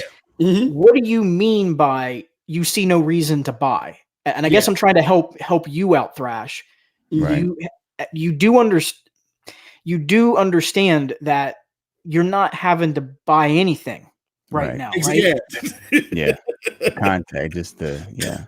Yeah, you can try it. I was just about to say that. Why? Yeah. If you don't look, this is the problem. Yeah. Chase hit it right on the nail. Hit it right on the head. I mean, I'm not trying to be facetious. I'm not trying to be facetious. Yeah, I know you're. Yeah, absolutely. Absolutely. Yeah. Chase is definitely not being facetious. What he's saying is, why or do you want us to sell you on anything? Right now, it's free for you to try. You don't even got to go secondhand anywhere. It's free for you to have. You know what I mean? It's not even a trial period. It's just go for it. What are you talking about? Use whatever. Try any of the 9 free games that you have access to during the trial. If you don't want to believe our word for it, go ahead, give it a shot. You know what? But here's the thing: you have two. Go ahead, Eddie. Mama, because Mom, you gotta get a new cell phone. No, I hate technology. Mom, we're using WhatsApp. No, I don't want to use WhatsApp. Mom, you gotta use WhatsApp. Talk to your son. Okay, I'll try WhatsApp. Now my mom is calling me all the time. Yeah, using WhatsApp. Eddie coming in with the real life facts. Well, here's what I was gonna say. You have two options, though. In all seriousness, when you go on to the Stadia.com website and you go to actually opt into this, you can accept the 2 months for free, and you'll have to enter a credit card. It's not going to charge you now. It just puts a credit card on file so that if you do decide to keep the pro subscription past the 2 months, then they bill you. Yeah. Or you can decline the pro, which I don't know why you would do, but you could, and just get base. And then you just have to buy your games outright, no console. So it's up to you what you want to do there. But for me, I think you'd be crazy not to at least, again, my use case, my opinion, you don't have to. I'm just saying, if you want to get the true taste of this thing, All you got to do is put the credit card down. It'll hit you with the $1 authorization. Then they're going to take it off in 24 hours. And you've got 2 months to try out 9 games on the platform, free of charge. No investment. The new ones that are coming down the line as well. No investment. And then, of course, pro deals to pick up games. At least 2 months. Snap. And you know what? How much is Division still on sale right now, or did they take that pro deal away? That's off the sale right now. But I think a new sale's coming soon. It has. I was gonna say, if that was still on, you could get Division for $10 with the pro tier. I mean, there's so many incentives of why you'd want to have that right now, because you could get discounts on games for that reason alone. I mean, that's why even if I wasn't going to keep it, I would just get it just so that my use case, just so I could get the discounts on the games, buy the games outright. And if I wasn't going to keep pro, then I've got them on base. Yeah, exactly. Got the pro deal prices for them. And also, again, Thrash, man, first of all, I watch a lot of your content, man. You do great content, hilarious as hell, man. And I know you're being genuine when you ask this question, but, the thing is, man, again, you don't have to, the convenience is a massive factor, obviously. First of all, it plays pretty much exactly like your standard Xbox or PlayStation as far as control input and the way that the games feel. You really wouldn't know unless, again, you have horrible internet, which is obviously just not going to be the case. So that's one thing for sure. When you get these games, like we're talking about these free games, you don't have to worry about an install. You don't have to worry about any storage space being taken up or anything like that. And again, there's no real price. And I know you like to play on the PlayStation. So if you prefer using the PS4 controller, you can use that controller getting into it wirelessly. If you use your desktop and laptop. You can use on your phone, your laptop, your PC, whatever the case. And you can use that controller natively. So it's not like you're trying to figure out Stadia controls around a PS4 controller. It'll show you the actual control scheme. There goes our man. There we go. You know what I'm saying? That's what's up. It's troll phone and the Pope, man. And it'll show you exactly the exact layout of a PlayStation. So if you're used to playing on PlayStation controls, with the square, X, circle, a triangle, whatnot, it's all going to be there. L1, R2, and all that stuff. It's all going to be there natively. And it will respond perfectly. In fact, when you go into the menu to look at your controller, you will see that PlayStation controller there. You won't see a Stadia controller to get in the way of what you're used to inputting. So that's a huge incentive for a person coming from a different platform. And again, I have to drive it home, man. $0 to get on. And again, this platform will be upgrading regularly, to keep it with whatever new platform is coming out into, like these new Xboxes and PlayStation 5s, whatever. It'll keep up with all of that for free. You don't have to pay an extra amount of money or anything like that. And again, any games that you do buy, if you decide to leave the pro membership, you can keep those games, and your pro games will always be there if you decide to go ahead and re-sign up again. I'm telling you, man. And the biggest thing for me, man, is the community surrounding Stadia right now. You got some of the best people in gaming that play on other platforms, but they all get together here on this platform. So you got some of the best guys. I know you're an intellectual, man. You got people that you want to chop it up with that are dope and that are real intelligent in the mind, man. This is the place you find those kind of people, bro. So Thrash. So the answer to that is no. To answer your question, you have to. So if you want to use your own controller, it's got to be on PC, laptop, or your phone. Now, if you want to play on your television, that is where you do have to do a little bit of an investment. So you'd have to get a Chromecast Ultra if you don't have one already, and a Stadia controller. But again, here's how I look at it, and I'm just speaking from my use case. That is a one-time investment for at least the Chromecast Ultra. The controller you go through, we all know that. We all go at least through 2 controllers every console generation, at least.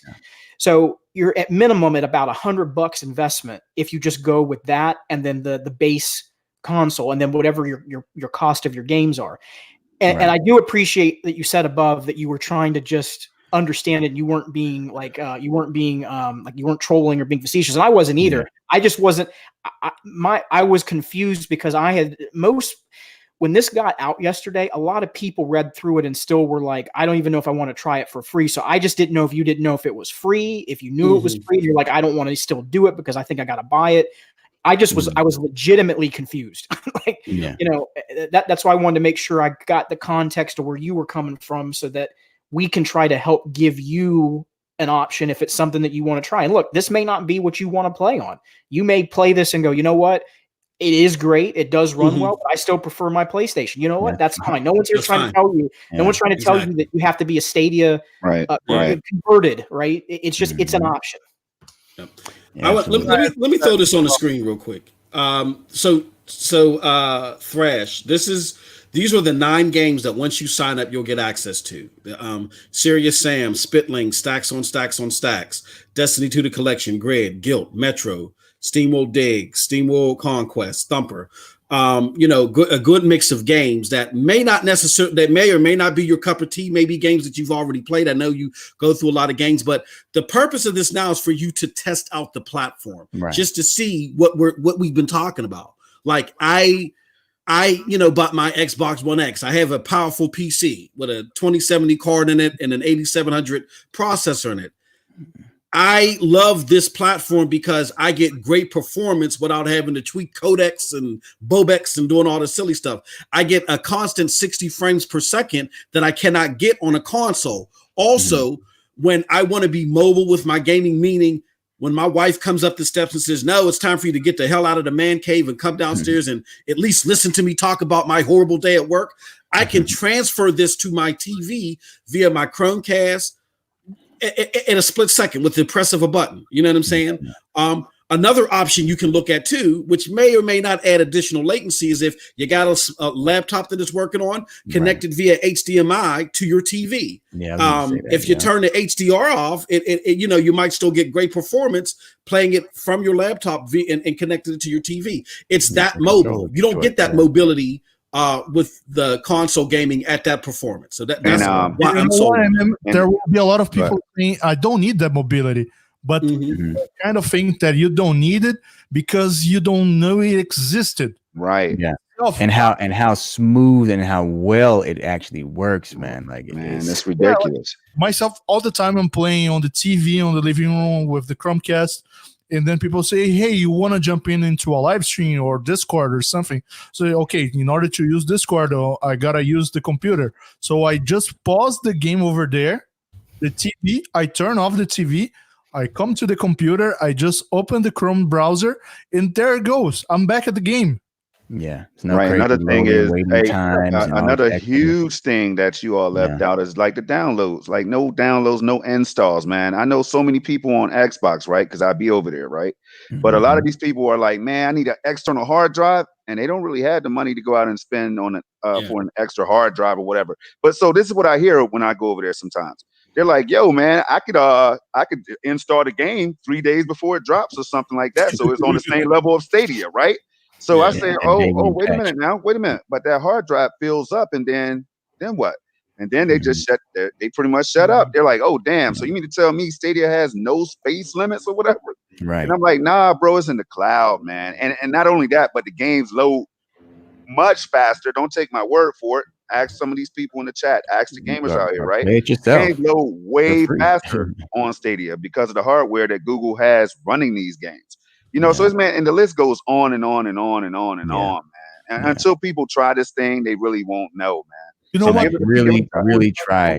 Go into it with a mindset of I'm gonna give this thing a real try. Don't go into it thinking, oh man, this ain't better than Xbox. This ain't better than. Just actually give it a try. Give it a try. Yeah, man. I'm telling you, and it's free. Hey, MM. Yep. I cut off Duncan inadvertently, and he was going to say something, so I didn't mean to steal his thunder. Oh yeah, no. Go ahead, Duncan.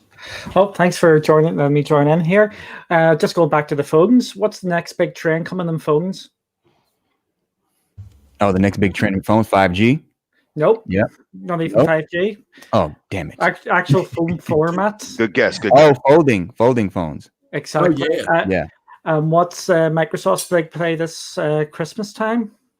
They're due. So that is what's going to kick off streaming gaming, because they actually demoed that with Xcloud. So that is something to keep an eye on. You don't even have to take a controller out anymore. You can play it on 2 screens. There you go. Yeah, okay. And then you add in the 5G as well. You're going to have a load of fun. Play anytime, anywhere. Right. Yeah. Yeah, man, this is an incredible thing, man. So this is the best time for you to get in and give it a shot. Like I said, you said, do you need a controller? Yeah, earlier. Again, it's your choice, man. If playing on the television and having it just come straight to the television is something that is so important to you, then yeah, go ahead and get that controller, get the Chromecast, and do it that way. But that's nothing unusual. What platform what console have you played on that you haven't gotten at least an additional controller, some batteries, or whatever the case, so it's just a regular investment that you'd make, and you subtract all the additional costs associated with buying that hardware. So it's it's a no-brainer, man.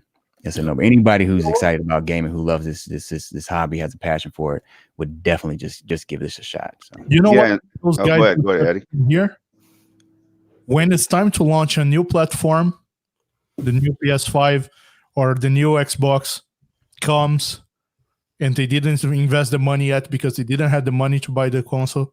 Mm-hmm. Right. That brand new game, it's fucking amazing, and we're having a fucking time of it on Stadia. And they were so how does that Stadia thing works? Right. Think about this. Think about this, man. So so look at that scenario you were talking about. A person they initially wanted to get X and Y console, whatever the case. They're like, damn, I don't have the money to get it right now, but I do have enough money to get the game, right? You see people playing the game on Stadia, instantly having fun. You're like, well, what does it take for me to get on that and enjoy the game? Right. Just go sign up, and you're in the game instantly. Yeah. You put your information in, you purchase the game, and instantly it says play, and you're in the game with a bunch of people playing it, whatever it is that you want to enjoy. You didn't have to do anything essentially. Go ahead, Chase. No, I was going to say, hey, since Thrash is still in here, you might want to actually give him the link to that video that you did that talks about optimization, so that when he goes in to set his stuff up, if he's got like a Google Wi-Fi point or any of that stuff, he's able to get everything good to go as far as his setup before he goes in and starts gaming. So great minds think alike. When he said he was going to do his video, I said that because I was going to tell Thrash, don't have me throw you under the bus like Digital Foundry, good brother. Don't come up here with a half-ass network talking about, it only runs at 2 frames per second. I'll chuck you like a sack of potatoes, my friend. All right, you gonna thrash? Yeah, I'll thrash if I got to. No, and I have to say, I appreciate he came in here, and like you said, he was trying to just understand about it, and he wants to actually be informed. And that's what this is all about.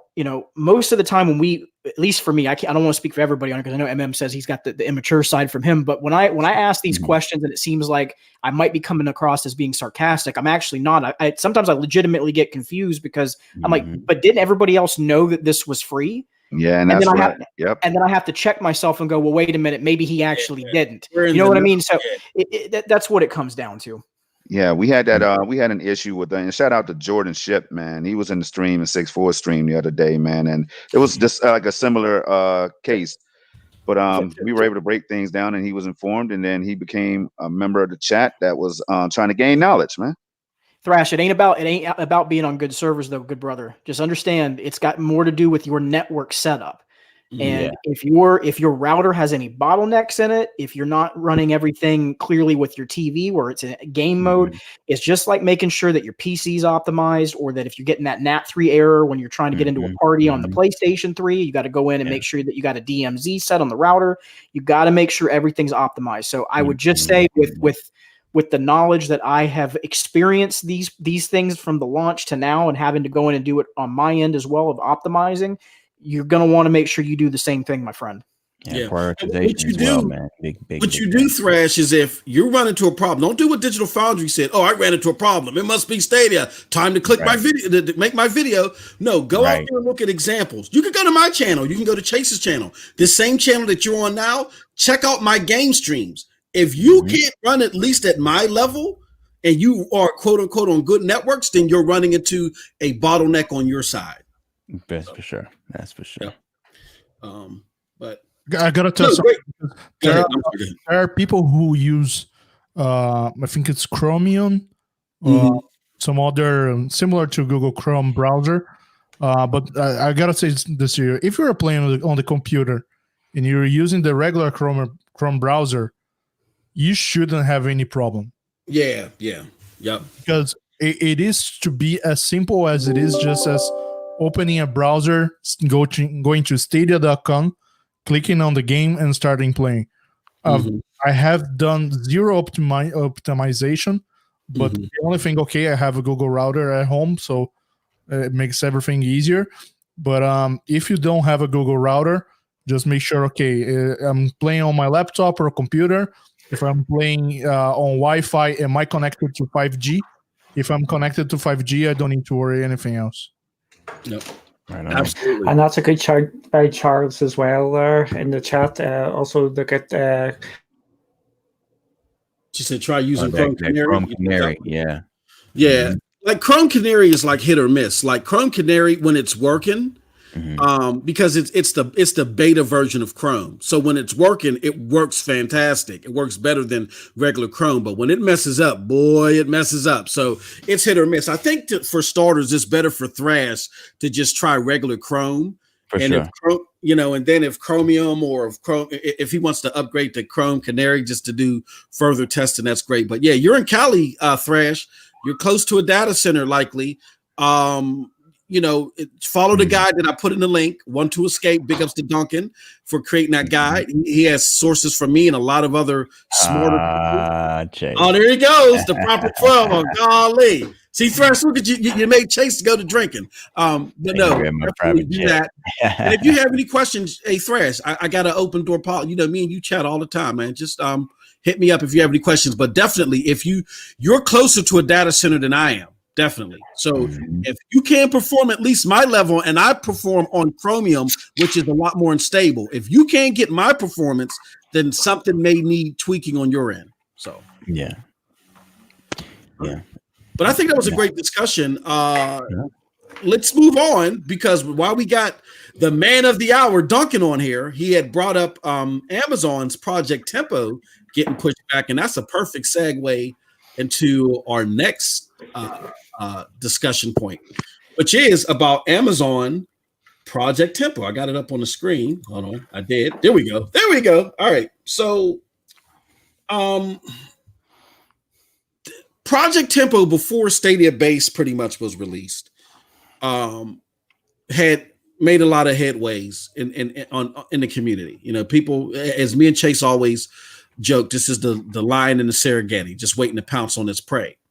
But I want to get Duncan's thoughts first about Project Tempo, the original announcement they made, and this newest revelation of them pushing it back a little bit, or pushing back one of the games or something. So can you talk about this, Duncan? What do you think about their announcement, and what do you think about Amazon in the grand scheme of things? Uh-oh. Where'd he go? Oh no, we lost him for a second. I'm sorry. Did you hear any of that, Duncan? Yeah, you want me to talk about Project Tempo? Yeah, yes, sir. Yes. Yeah, basically what happened to me there was I had to get off the Wi-Fi and into the root or the Ethernet cable there on the computer to do this. So it just completely dropped out because of too many people using stuff and everything, as you know. But Project Tempo, yeah, I'm really excited about this.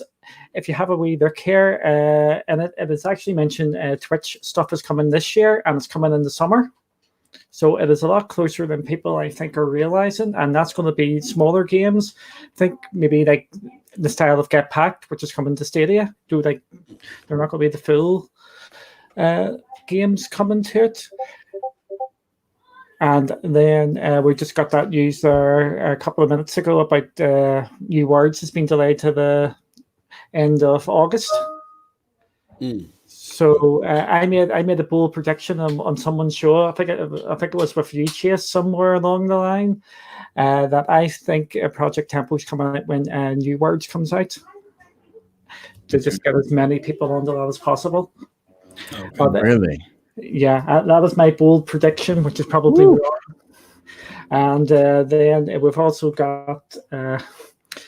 Remember, this is Amazon, so I think it's going to be linked to Prime. It has to be linked to Prime in some way.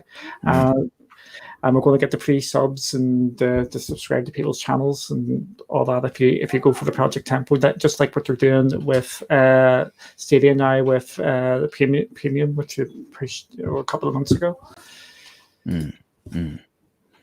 Wow, you think they're going to release Tempo with this game in the summer? Oh, my computer's acting up again. Yes, we see the gaming happen in the background. For those that are interested, it looks like, is someone playing Assassin's Creed? Like Assassin's Creed back there. Yep. Kelly is playing Assassin's Creed on Stadia, so that is me streaming this while Yeah. Kelly is playing Assassin's Creed in the background in 4K. So, yeah. So can you Yeah. So you can play Stadia 4K and do a video call? Yes, like come on. It's actually my Mac which is acting up here. It's just not liking things. Yeah, and I had to mute because my landscaper's out here cutting the damn grass right now, man. So I'm moving in and out. Shit, I'm having a hard time getting a landscaper. Give me the number to your landscaper. Shit, Hey man, I'll hook you up, man. Good people. Real. I need a landscaper for my face. That It's too. getting rough out here, man. Kind of wolf gang, huh? Exactly. Yeah. Wolf gang. Already. Yeah, but no, okay, no, great points, and I mean, what did the panel think about Amazon entering the game, and do we think that Stadia really silenced them, or do you think it just was a good temporary move? I think they put them in their place, man. They definitely silenced them. But now, if they're gonna make this move like Duncan predicts, that'd be crazy. Yeah. You know what I mean? That'll definitely stir some things up, and it'll make Google make some incredibly extreme moves because they got to stay on top and continue to control that narrative. But that'll be exciting to see if it happens. But yeah, definitely Google definitely shut them down for a while at least. I agree with that. I just think it's. I'm sorry. Go ahead, Chase. Go ahead. I'm sorry. No, that was me. I think they've shut them down for a bit, but I think people are overhyping Amazon. I might be in that sort of camp, but I think a lot of people are underplaying Amazon, and they don't realize how big Amazon are in the cloud gaming or cloud sphere and as a whole. Amazon are massive, and Google are small potatoes in the wider cloud. Yeah, so that's true. People are underestimating and overestimating Amazon at this moment in time. So I think it's going to be right in the middle. So don't get overhyped and don't underplay them.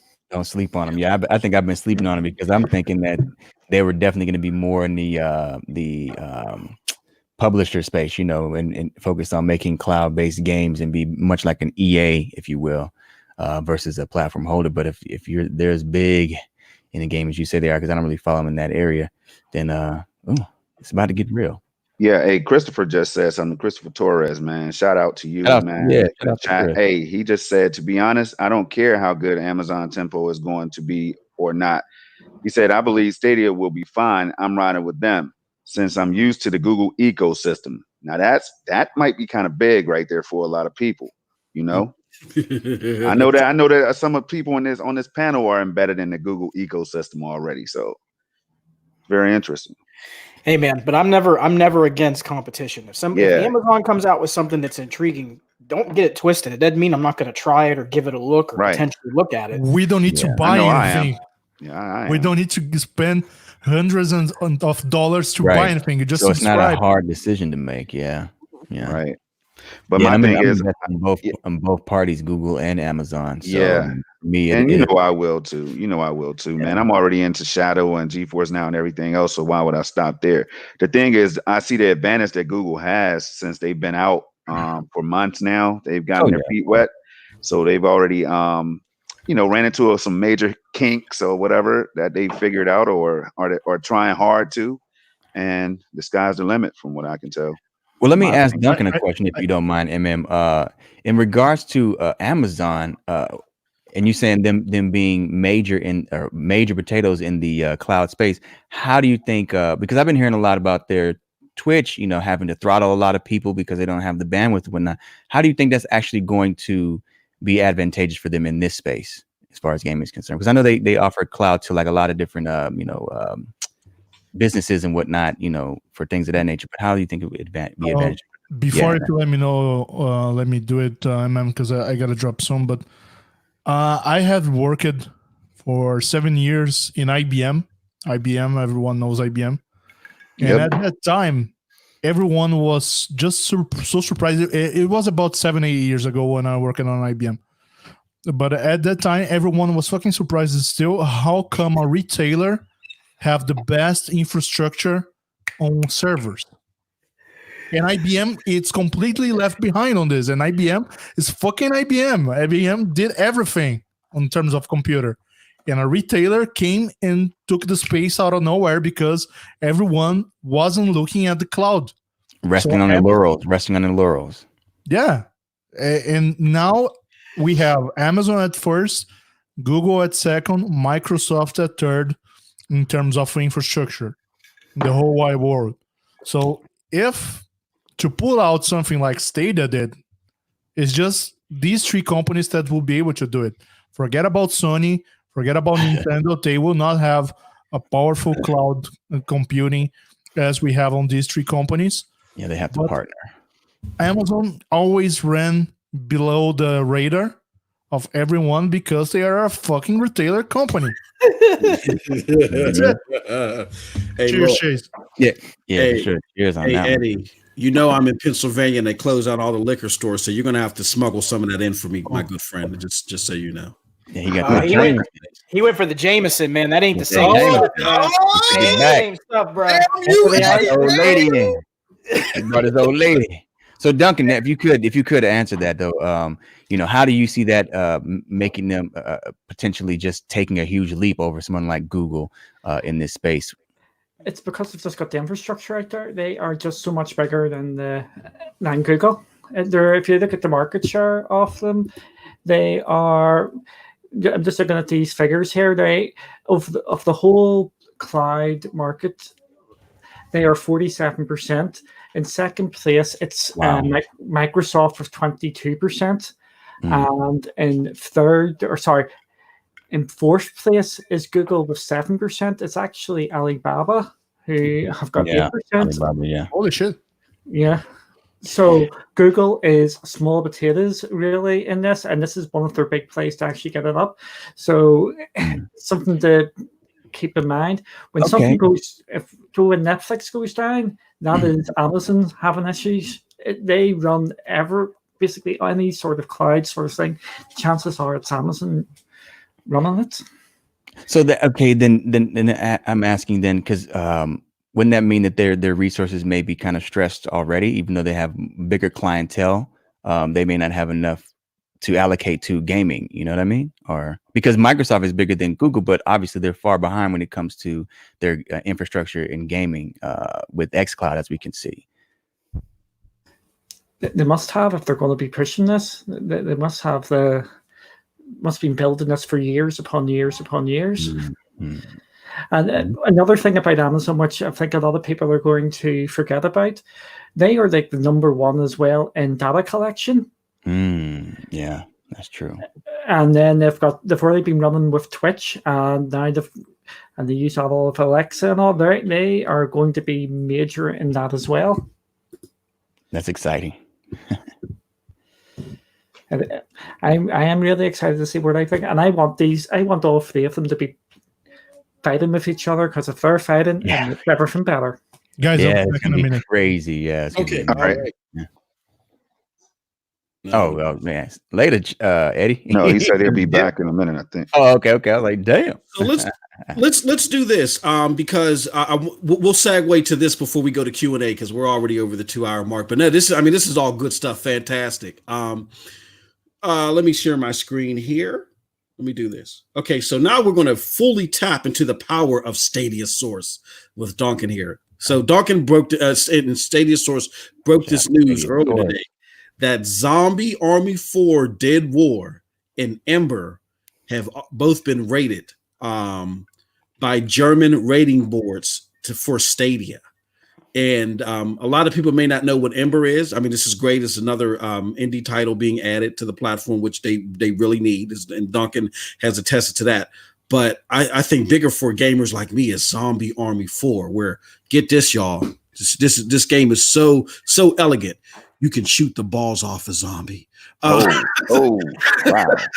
Triple A shit right there. Triple A shit. It's a big time AAA shit. So with that being said, Duncan, being that you guys broke this story, what are your thoughts on this game coming to the platform? And do you think this is a testament that more games of this caliber or higher are coming sooner rather than later, that Base is out now? First thing I want to do is shout out Chris on Twitter, who is CWeb Dev. He actually put this into my eyesight. So thank you for him. And Dan put it on the Stadia source for me, which was very nice of him. Basically, I'm really happy that this is coming because it just looks like another fun game. I've played the Sniper Elite, isn't it Sniper Elite? Or is the shoot off from that? And I enjoy it. It's a bit of fun, bit of crack, just a chill out too. And as you said, you can shoot the balls off a zombie from 1,000,000 miles away. Nice. Yeah, I saw some of that gameplay. It looked really, really, really interesting. Definitely something I'd be interested in picking up. So that's exciting. Absolutely. Anybody else have any thoughts on that? Like, now that Base is out, and I'm gonna throw this question in because I had it up there in my notes earlier, but I want to throw this out before we go to Q&A. Now that Base is out, what do we think that are the most important steps that Google needs to do within the next few months to really propel this? I know they're kind of hamstrung because of COVID. There's only so much they can do now. This is not like normal times. But what do you think that they could definitely do along with releasing it to the public to help propel the system? One game is all it's going to take. And I'll say it here. This is one that they should be able to make happen because it's not going to be a delay. It just needs to be built onto the platform. Okay. Call of Duty Warzone. Yeah. Yep. That's it. That's it. Absolutely. That's absolutely all that they need to do. They get that on this platform, it's a wrap. I'm serious. Like I'm not. It's not just the proper 12 talking. Can't go wrong. It is, but not just. Yeah, but not just. But in all seriousness, no, that's like the absolute, like, they do that.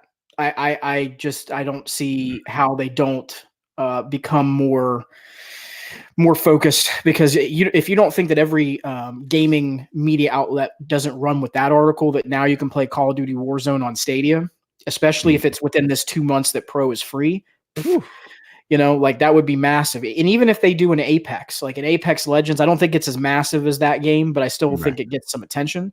But that's the game that right now, because we're not getting any. And I'm going to have to say this too about probably the EA stuff. I think all of these EA games, all these Activision games, they're getting pushed back. Even the new ones, all the things that we thought were coming this year, they're all getting pushed back. I see Duncan nodding over there because me and him actually talked about this. I think they're all getting pushed back. So what's a game that's already out in the market that doesn't need to be pushed back? That's the game, Call of Duty Warzone. And it has a massive player base right now. It's massive. It's actually got more players than Fortnite right now. I think at the last count when they were looking at it globally. Am I right, Duncan? Didn't they do a count and they were just above Fortnite? I just can't think on top of my head. I just know about what's the new game, Vagrant, or it's not Valorant or something. Valorant, like that? Yeah. I know that's number one on Twitch by an absolute mile at the moment, but the other I can't think at the moment. Okay. I thought you had a number, so I'm sorry. I didn't mean to put you in that spot. Well, someone can correct me if I'm wrong. I thought I had read somewhere, and if I'm wrong, I'm wrong, and I'll accept it, but that game during the release, concurrently, it had more users than Fortnite at that time. So, I mean, that would make the most sense to me. And call it like that. Think about it. Everyone knows that franchise. If you say Call of Duty, everyone knows that franchise. You can't go wrong with that name. Right. Yeah. I think that's the one they need to go after. Yeah, that would be huge, man. I've got the figures here now. Sorry. Here it is. See? Man, he was quick, man. He was quick. 24 hours after release, Call of Duty Warzone amassed 6 million registered players. Since then, this article was 21st of March, so it's going to be out from date. Since then, 2 weeks have passed since release, and the title has reached how many players? Have a guess. I would say like over right around 20 million. More. Damn. What? 30 million? No, it's higher. 30 million. What? 30 million? Yeah. Jeez. It's massive. Yo. So right there is my point, ladies and gentlemen. And listen, I think that's within bargaining power now for Google, because now that this platform is out and the free version exists and there's 2 months of Pro, they can sell it. They can say, look, here's what we're going to do. Just trust us on this. And I think they could do it. I think if they gave the right financials to Activision right now in this moment, they could make it happen. We will supplant the 2 months for you, and we will pay for all those concurrent users that are on the game, with the hope that everyone will then move towards that $10 fee. And if you get people invested enough into that game where they've gotten far enough, and then it gets them to a point where they got to go, man, now I got to pay that $10. You're going to have some people that will go that route. They will. They absolutely will. So that is where I think they need to go. For me, that's the next 5 months. That would be huge, man. I think two things real quick. The first one being that you know, go ahead and polish the features that they promised already, like Stream Connect, not Stream Connect, but crowd play and state share and wireless controller play for PC and all that good stuff. Go ahead and polish those on up and get them ready for launch for the masses of people that they've attracted or attracting right now. And I also think that the second one would be, if I can remember it, go ahead, 6-4. Somebody jump in while I think of the second thought, man, because it was big. Oh, I'm sorry. It's the cross play and cross progression to further build on what they've already started with that. Yeah, you know what I mean? That's a huge incentive for players to go on Stadia, that they can bring their saves and play with their friends on other platforms. Major move. Yeah, for sure, man. All right. Great stuff. Yeah, I totally agree. I think that you gotta get a big hitter like that on there. If you can't land that one up front, then push by all hell to get Apex on there at least. One has to come, something has to come sooner rather than later. And even if I'm gonna say this is not gonna be popular, but even if you gotta pull resources from something that maybe we would like to help push that, because we got to keep it real here, guys. In order for these platforms to survive, they're not going to survive with us, the hardcore. They survive with the casuals. You know what I'm saying? Or we, as the hardcore, help cement it in place. But if you ain't got saturation with the casuals, then you're an Xbox this generation getting outsold 2-1. You know what I'm saying? So or making 3-1 in some cases. 3-1, yeah. Okay. For me, it's two things I need. First is I'm going to talk about a feature. My first feature is it's just went out from my head. It's the one where you can join in with streamers. The crowd play, yeah. Crowd play. That would be number one priority for me, because I've signed up all these big high profile streamers and people watch, I'm watching this on YouTube, I can play with him, bang. And then that's just going to be a snowball. You're asking for a game which is realistic and could be done, and you're going to laugh when I say this. And it's actually, I'm going to give props to Kelly behind me here for it. Roblox. No, yeah. Roblox. Yeah. Big. Yeah, that is millions. That is a big major, game. That's a massive game, yeah. But who does that appeal to? Oh, that's the kids, man. The kids. Yeah, I love it. And parents, of course. I'm not sure what it's like in the States. Money. Oh, sorry. I'm not sure what it's like in the States, but the kids are all off. Yeah. Yep. I know that's a boring answer, and not a sexy one. Like go for a Call of Duty. You get the kids. You get the kids playing with Roblox. That is going to be a bigger audience. Just get them in. Yeah, that spends a lot of parent money. You know, that parent money is big money. Exactly. That's what Kelly was saying to me, is the games which actually cost the most it's the kid games, the Fortnite. But it looks like the bridges have been burned there by Stadia, and I don't think Epic's coming anywhere near Stadia for the time being. Oh, no, yeah, they're not, no. Then we've got the other big kid game is Minecraft. Yeah. Not a hope of that coming. So Roblox is it's another big kid game which could get increased. If they can get that, and if somehow they can pull the inside straight and get Call of Duty, Warzone, and Apex, that would be the trifecta. Yeah. Yeah, it'd be massive. That would be huge. And that is what, I know all of us are looking at right now as what should be happening next. You know, we should be hearing about these big games that they're about to announce. Something is definitely going to be announced. That's for sure. Right. Yeah, they don't make a move like this without having something like that lined up. I totally agree. I totally agree. Yeah. So. All right, great stuff, guys. Because we're at the 2 hour, I know we could go for 5 hours. Can I just say something here quickly? I knew it. I have just seen a tweet saying that game is complete. Oh, this is for Cyberpunk 2077. Game is complete. What? Very comfortable meeting launch. Fires won't affect launch. There it is. Now look. Now there it is, Chase and everybody, right there. I'm just right there. retweeting it. Somebody just had an orgasm. Good Lord. Now right there. Now right. Gotta pour more.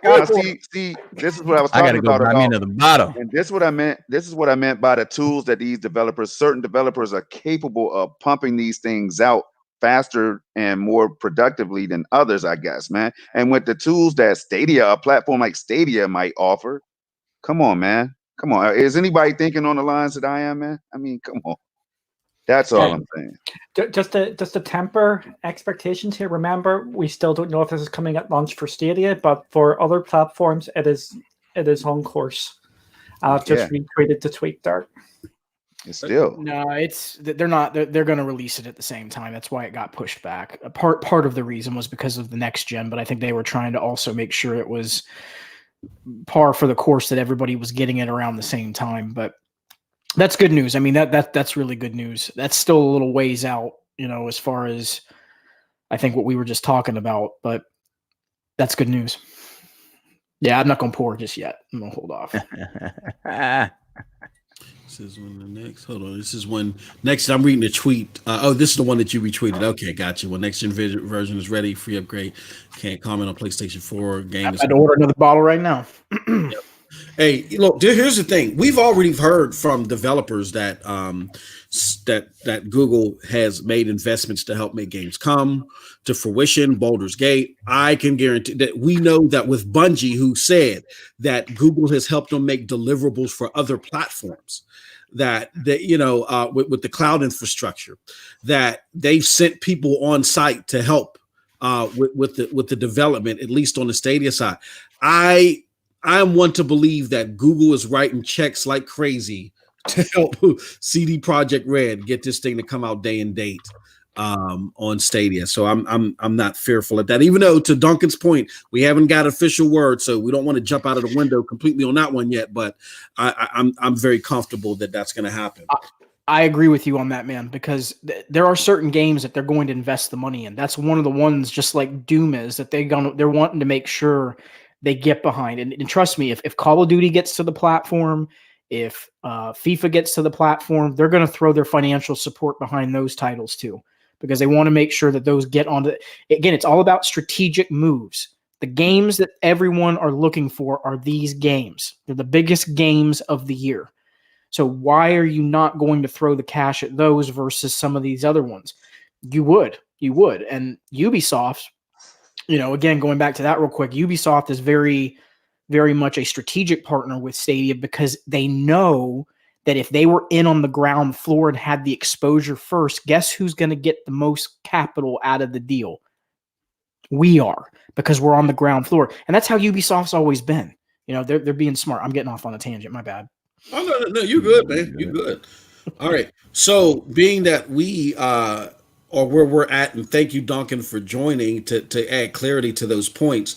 But don't go anywhere, Duncan. Don't go anywhere. You're not free to leave yet. Let's now do the Q&A, right? Let's get your questions out here, that you may have in regards to Stadia, especially if you are someone that let me see here. We got a link here. If you're someone new to the platform, definitely let us know your thoughts. If you have any questions, if you need, we got Duncan here who has helped with the optimization. Okay, I got it. All right. So let's do this. I'm sorry, I'm just doing 1,000 things at once. I'm trolling people on Twitter and a whole bunch of other stuff. All right. So first question here. He says, this is from King Thrash. He says, have y'all tested all controllers? I have tested all the controllers that I'm aware of, except for Switch. I've tested them all. If you look in the private chat, I posted a link to a video. If you can post that up for them, you can check out the video there, and it gives you a quick but nicely detailed illustration, basically, of how it actually works, how every controller works there. Yeah. Okay, I'm gonna put that in the chat right now. So this is cool. Yeah, it's the link from the homie 64, and definitely check that out, because he's going over how to go over the features, the most Stadia's highly understated feature, and he talks about the controller as well. So definitely check that out and subscribe to his channel if you haven't. But anybody else have any thoughts on King Thrash's questions about testing the different controllers? Nah, but I will say this though. I tested the Xbox controller, the Xbox One, the black controller, and the thing is great. It works well, but I miss having the features like my screen share features or whatever, and being able to take photos and stuff. Yeah. I always find that very interesting. Yeah. I think an underrated point to all this. I'm sorry, 64, I'll let you hop in right up. The underrated point is people on the outside believe that in order for you to get a great experience with Stadia, you have to use the Stadia controller. So the Stadia controller technology is fantastic and it's phenomenal. But I'm gonna share a secret, everybody. 99.999% of the time when I'm playing Stadia, I'm using my Elite controller. I use my Elite controller, and because I'm playing on the PC, it's hardwired to my PC, and I use that. So I very seldomly use the Stadia controller, but when I do, god damn, that thing is fantastic. Right. And when you do use other controllers, you can definitely hit F12 on your keyboard to take screenshots, and then hold F12 to make captures or whatever, if you like to do those things like I do. Ooh, look at how Borderlands look on that. Y'all can't see it because we're on StreamYard that only goes at 30 frames per second, but this looks clean, man. Man. Clean. And this just goes right into the menu, and it shows you what every game will show you when you use any of the controllers, and it happens on the fly. So as you can see right here, man, Stadia controller. You see the Stadia controller, right? And on the fly, man, I disconnect that controller and reconnect other controllers. It can be either wirelessly or hardwired, and it'll show you. It shows you right there as linking and disconnecting. But each controller will be recognized natively on Stadia. So that's moving forward. All these new controllers that are going to be coming out, best believe they will be used natively, and they'll have that layout. And there's not been one game that's failed. Look at that. To show you what you're using. That is oh my God, that is an amazing feature. Because, for instance, when I had considered earlier on to get a PlayStation 4, my preference was the Xbox One controller. But I wasn't sure I wanted to mess with that PlayStation 4 controller. So that was a huge deterrent for me. Even using one of the I know they have the input, the little ports that you can use to, make the controller work with it. You still having to, it's crazy. Look at that. I'm playing a PlayStation 4. You see what I'm saying? And I didn't have to use any kind of extra accessory or peripheral or download any new patch or data or anything. This is nothing. This is natively in the platform, man. And you gotta understand something. That is some proprietary greatness, because what is happening there, ladies and gentlemen, is the moment you connect the controller to your PC or your laptop or your phone, it instantly sends a signal of what controller that is, what device it is, to the actual server blade. To the actual server blade, and the server blade immediately recognizes, it's this controller, and then remaps all of the controls and the buttons. All of the buttons, everything, and the games play fly. It's not like, now there's extra lag. It wants to. No, again, the thing that the one thing that you do miss is what Storm has said is you don't get the ability to take photos, little screenshots that you would take, or do the 30-second clips. And I've missed that feature at times. There's times when I'm like, oh man, it would be nice to go ahead and do that, but for the most part, like I said, just playing on whatever controller that you prefer is a huge plus, if that's something for you that is important, man. And Google just totally didn't overlook that at all. In fact, they put the extra work in to make sure it plays. That is completely natively. Video, man. I'm putting that in my favorites right now. Yeah, man. Yeah. I had thought you'd already seen that one, man. Because No, I didn't even. Yeah. See, there's so much content out here that I miss shit. You know what I'm saying? This is going in my. Let me see here. Well, Germani, see, it's funny. I remember the conversation that me and Germani had about this because we were talking off air, and he goes, "Bruh," he goes, "Did you see Boom, Boom, and Boom?" And I was like, what are you talking? Like, it didn't hit me what he was trying to say. He's like, no, bruh, I need you to back up. And I was like, okay, all right, I'm trying to back up with you. What are you trying? Like, you gotta. So he was like, no, you don't understand. It's not just when you boot up the Stadia instance. That's what I was getting out of it. I'm like, oh, so every time you boot it up and you connect a new controller, then it recognizes it. He was like, no, bruh. Every time you disconnect the controller in the actual instance while it's live, it will recognize the controller in an instant. I was like, yeah, like 6'4" normally said, get out of here, bro. Like, I was like, wait a minute. There's no way. He's like, all right, bet. And then all of a sudden, the next couple of days, I see that video pop up, and I was like, he's not lying. Like, godly. Yeah. And they even go as far as to show you the official controllers. So it's the real deal, man. It's ridiculous. Yeah. And Google was they must be like pumping out the tools. I don't know how it works, but Google's out there. I use Shadow PC, man, Shadow Cloud PC to play Stadia on sometimes, and even Shadow recognizes the Google Stadia. It says Google Stadia controller. You know what I mean? Like, and it shows like the orange little color or something that Google's has been notoriously known for. That little orange to go with it. Yeah, it's pretty dope, man. Yeah, it's wild because my bad. I just use GeForce now. Yeah, I was using GeForce now, and I was excited to play some Witcher 2 because I'm a bigger fan of Witcher 2. I'm the minority, but bigger fan of the Witcher 2 than I am of 3. And I was like, oh, I can't wait to get back into this, man. I'm gonna play it on the controller using my phone. This is gonna be crazy because it looked super crisp. They had the settings maxed out and everything. I'm like, oh, this is gonna be great. But I couldn't find it on there. It wasn't even available to play mobile. So I could use the controller, I couldn't do, and that's again another thing about Stadia is where you don't have to worry, oh man, will this work on the TV and the computer or whatever, but it won't work on the phone. Everything works across the board the same way it would anywhere else, just real quick, this is what is sad about the narrative that has been painted out in the landscape that's out around us, because this is the stuff that, again, I think people have been sorely needing to see, because when you start seeing people switch between Duncan, what are you sipping on? Is that just cola? Okay, I was like, oh man, what do you got over there? Everyone got a drink on my show but me. MM's gonna get hot here in a second. Be like, listen, you guys cannot bring any more of that stuff to my show. This is a dry show. If I can't have it, no one can have it. Yeah, see, I got mine behind the scenes. I'm keeping it light because I need to do some gaming. I just got the Dos Equis, man. Dos Equis bottles right now. That's what I'm hitting. I may be over here, but that is a soft drink. Okay. it looked like a legit. I thought it was. I was like, what do you? He got something in here. He's doing. No, but that's something that is severely lacking, is that people are not seeing these amazing things that this platform does that makes it convenient for everybody, where anyone can jump in. Not just the average Joe down the street. Even Charles, the mid-core gamer, can jump in with his PlayStation 4 controller or his Xbox, Pro controller. He can hop in too and play. So that's massive, man. And you can't undersell this stuff. It really is a big deal. And here's something.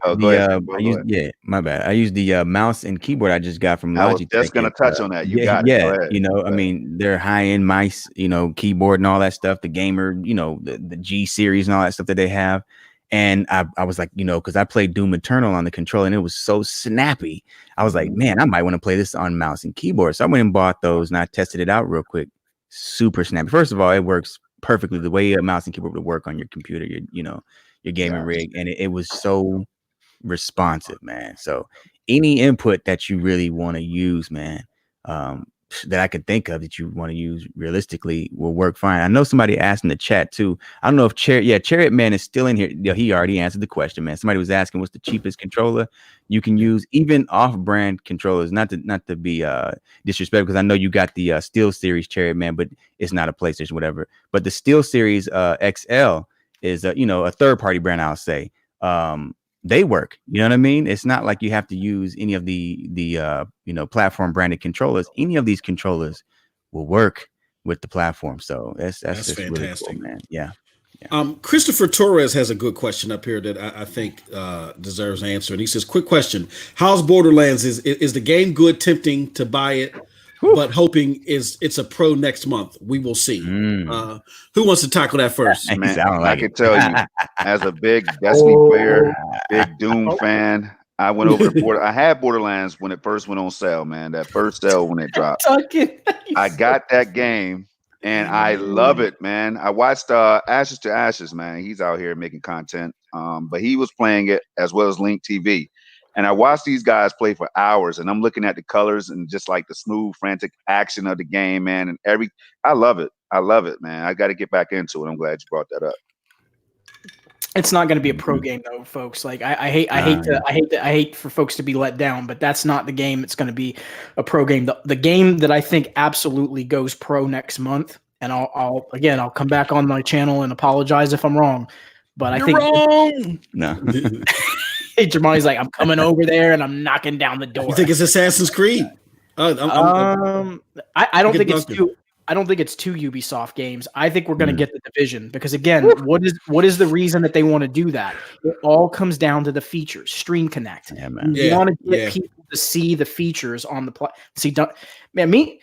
Duncan and I are like kindred spirits today, man. I feel like some of the points I'm actually hitting, he's actually agreeing with me. We usually don't agree on that proper 12 too. He just don't want to let you know. I'm actually disagreeing with you, but oh God! Get him, Duncan! Get him! The revenge of Duncan. Yeah, I gotta stop. Hey, you gotta stop nodding, man, because when I see him nod, I'm like, hey, he's boppity bopping. He's boppity bopping. He's nodding. He's like, I'm about to get him. I'm lining him up. He's on that good stuff. I do believe we're going to get a game which is going to have Stream Connect, but I think it's going to be the game which hasn't been selling. Oh, Ghost Recon. We gotta fix that, man. Yeah, that's the one. That is more likely. Yeah, we need to stream it, fellas. 6-4 multiplayer Saturday. Come on, man. I just think that's more likely, but I still think we're going to get the Division 2 on a pro deal. Yeah, another pro deal. Yeah, that'd be good. Another pro deal in a couple of weeks. Yeah. I could see them doing this though. This is what I think would be the best strategy. You throw the Division on as a pro, and then you put Ghost Recon on for either $15 or $10, and just get it going. Just get the base game out there, and then let people, if they want to get the additional DLC and the season pass, then they can do it on their own, just like the Division was. That's the 1-2 punch for me. That would be the most logical move that I think they should do, because they've already given Ubisoft serious money for that $10 deal. That's why that happened. They had to give them some money to make that deal happen. So why not just go all in, put it on pro, and then bring the price of that other game down, and then everybody's got 2 versions of Stream Connect on there. I'm just really hesitant of them giving that game away for free, because there's so many game-breaking issues in that thing right now. Like, you see, that's my problem with it. I don't disagree that it'd be a great offering for pro if it was running the correct way, and it's not.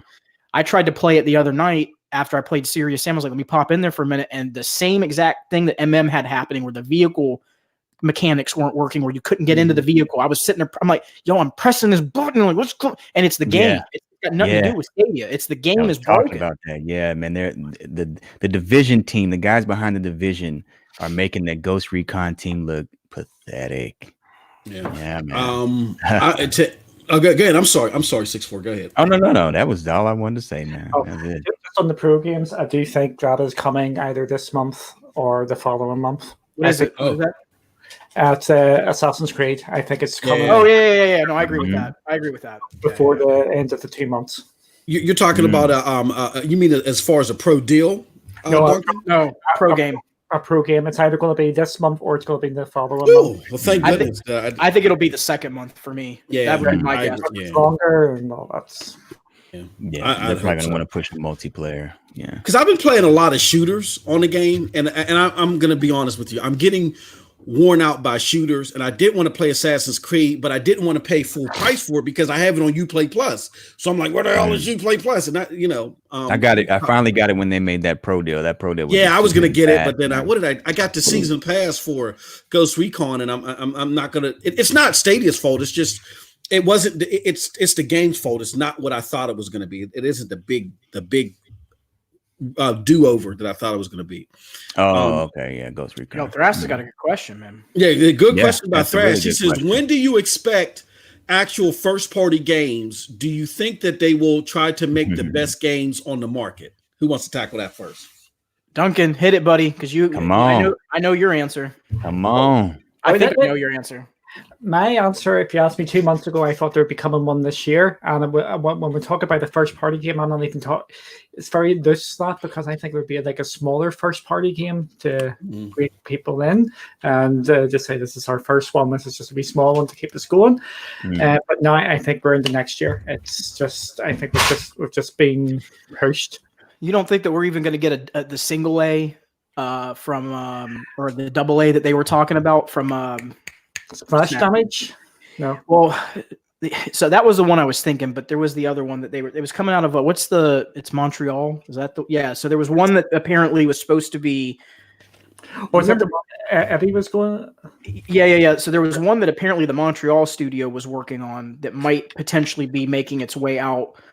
We don't know if it's this year. I'm not trying to say that they put a time on it, but there was the indication that they had been working on a game.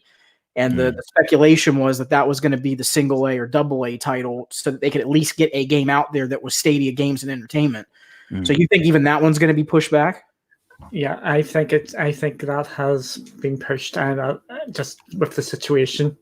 Because it just says the Splash Damage one, I think, nailed on to happen. I think they've been working on it for a while and they've just signed it up for the actual first party one.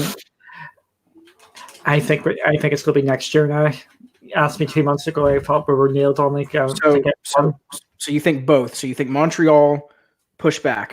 Yeah. And you think, I mean, the Splash Damage one, I agree with you on. I kind of suspected that was going to happen anyways.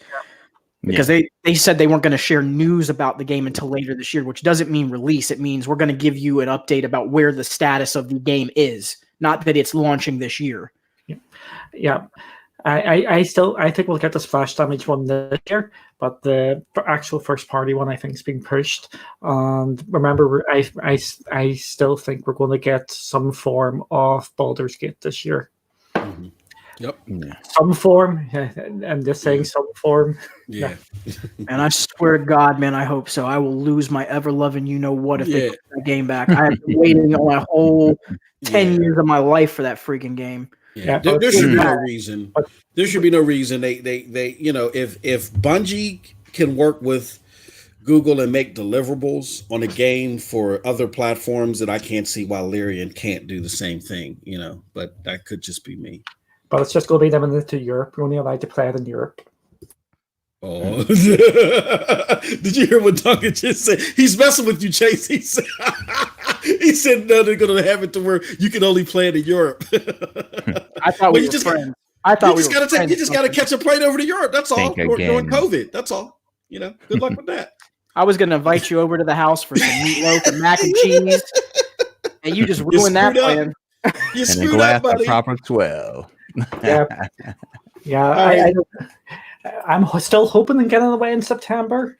Fingers are crossed, but now I'm not excited.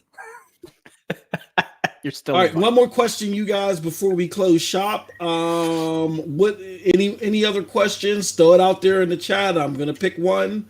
Let me see.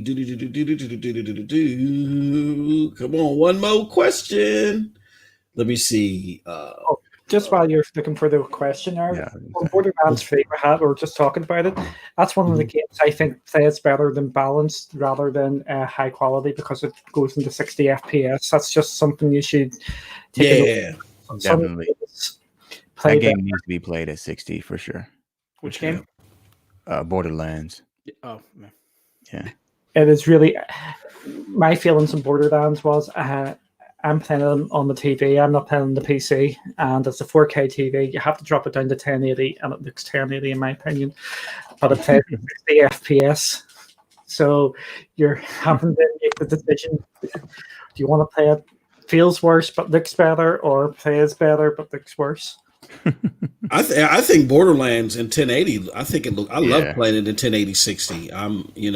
That was the game that really like cemented it for me. That really got me talking garbage on Twitter. That really pulled out the MM2K immature side, because when you try to play it on console, it's like it looks okay. Actually, the quality mode looks worse than the performance mode, and neither modes even stay at a stable 30 frames per second.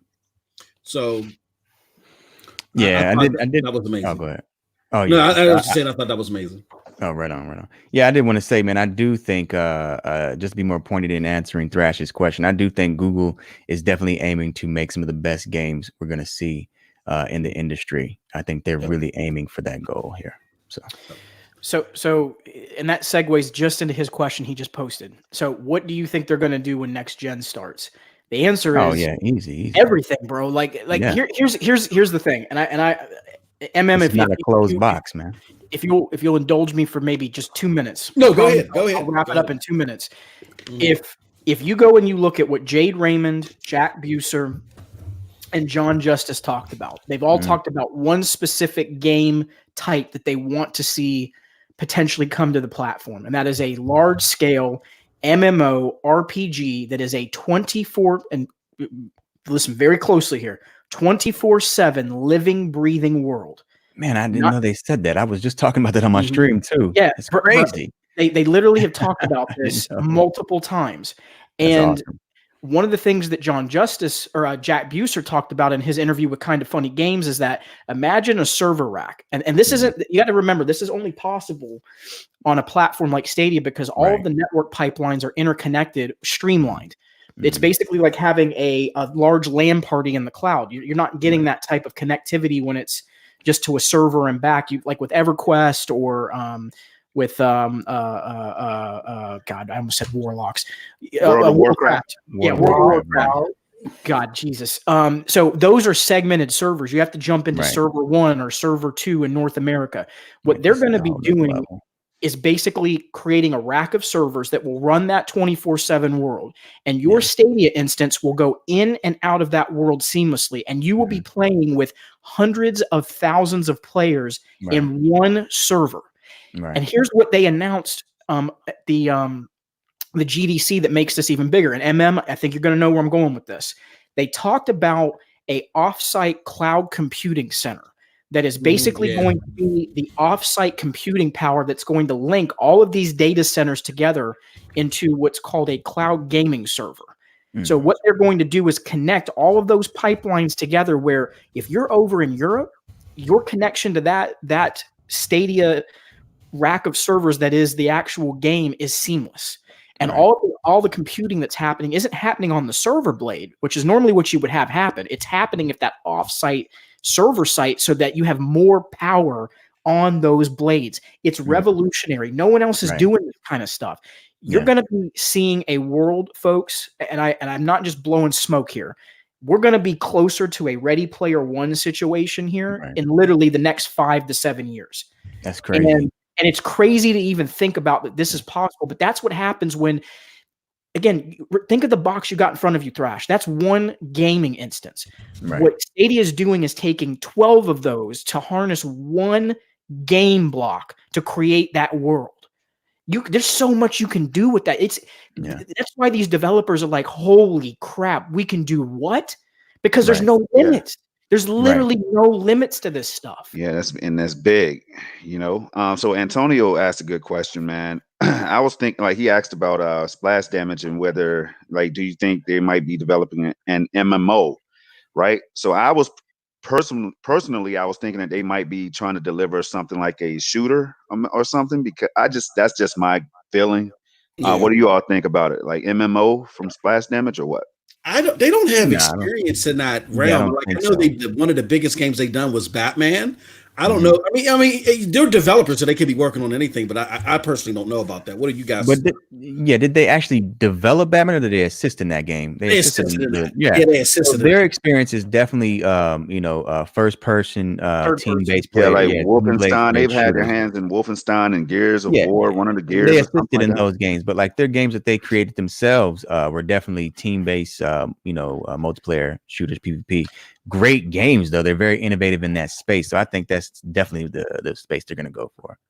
I was going to say, Duncan, I don't know if we talked about this. I don't think it was with you, but if it was, then jump in here. But I think it's going to be a battle royale game. Yeah, I've been thinking that. I've been thinking that for a while. Oh yeah, and it's going to take that genre into a new space with the team play. I'm sorry, Duncan, I didn't mean to cut you. No. You work away there. You finish off what you were saying. I was just agreeing with you.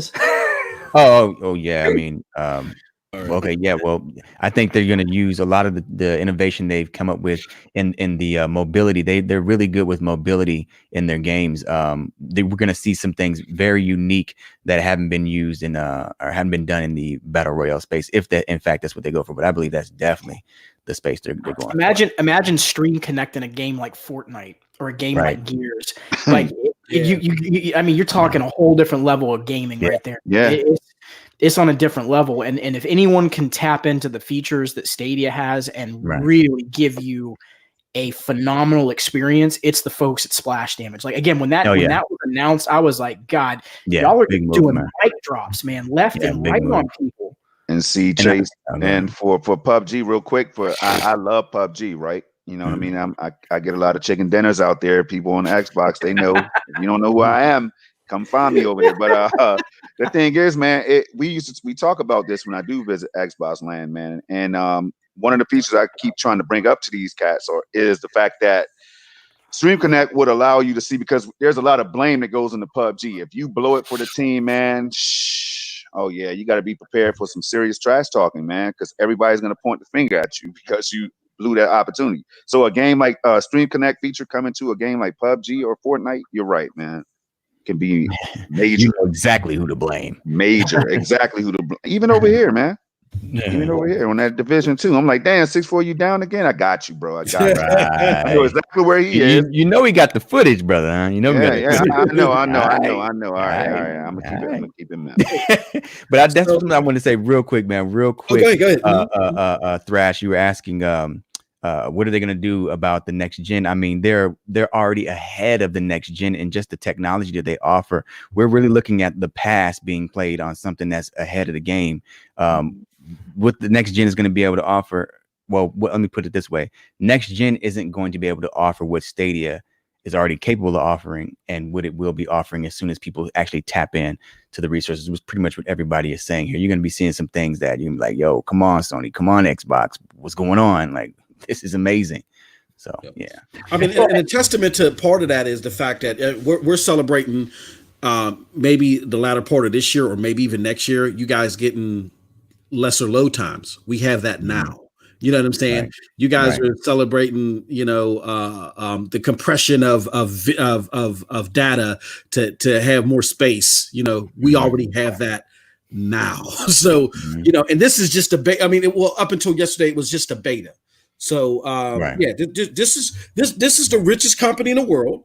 They got a lot of resources behind them. They're in it for the long haul because gaming is going to be a $300 billion. Is that right? $300 billion industry. They're not leaving that money on the table for Microsoft and Amazon, billion players, as Phil Spencer said. Exactly. Yeah. So no, it's not happening. So so that's why this is just the tip of the iceberg. And remember, Thrash, you were there because you're a fan of the platform. Remember when I get what you're saying about the exclusive title, but remember, even with that exclusive title, everybody was saying that the Switch sucked. The Switch was going nowhere. It was horrible. It was trash.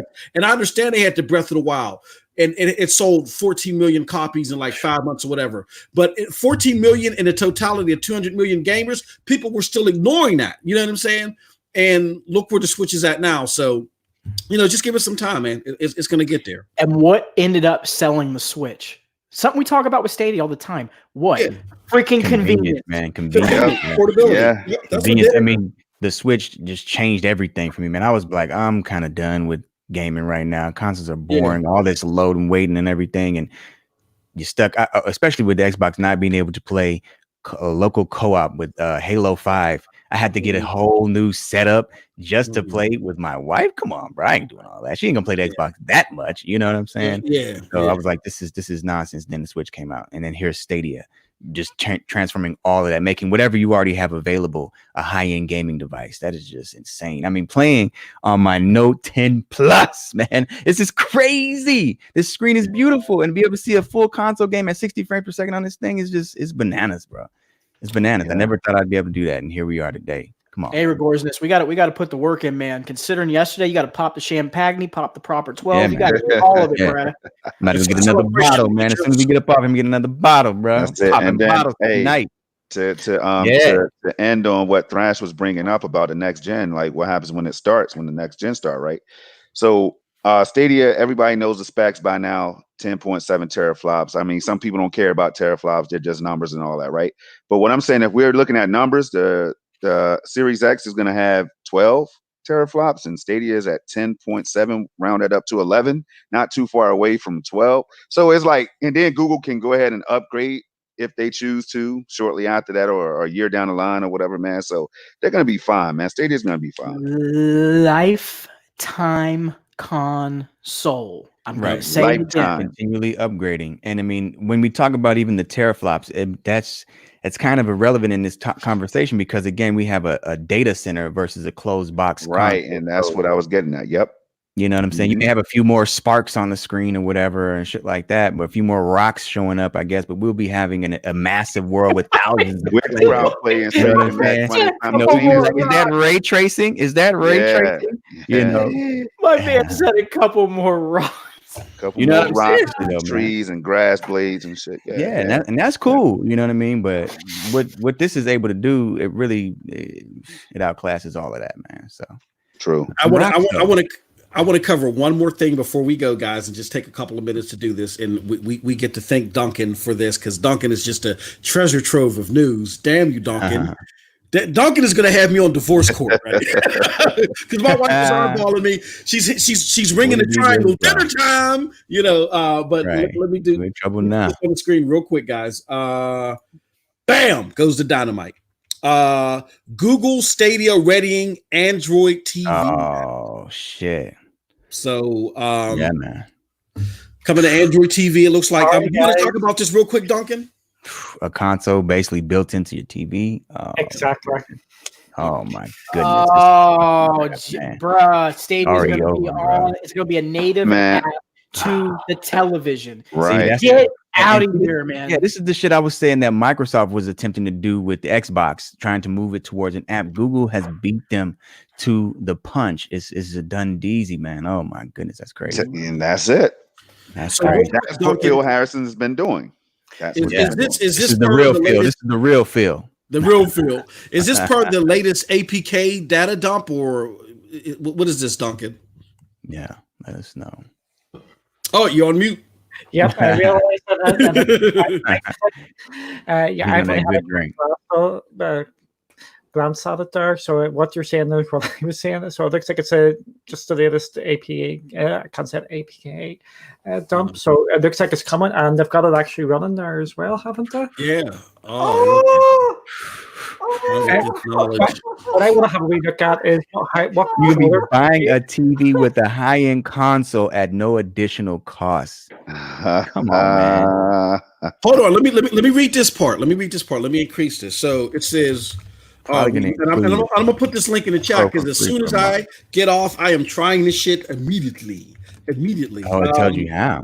It says, coinciding with Stadia's free tier yesterday, Stadia's Android app got an update to 2.13, which our APK Insight team promptly dug through. Alongside signs of touchscreen controller, we found that a good bit of work has been done to prepare the app for Android TV.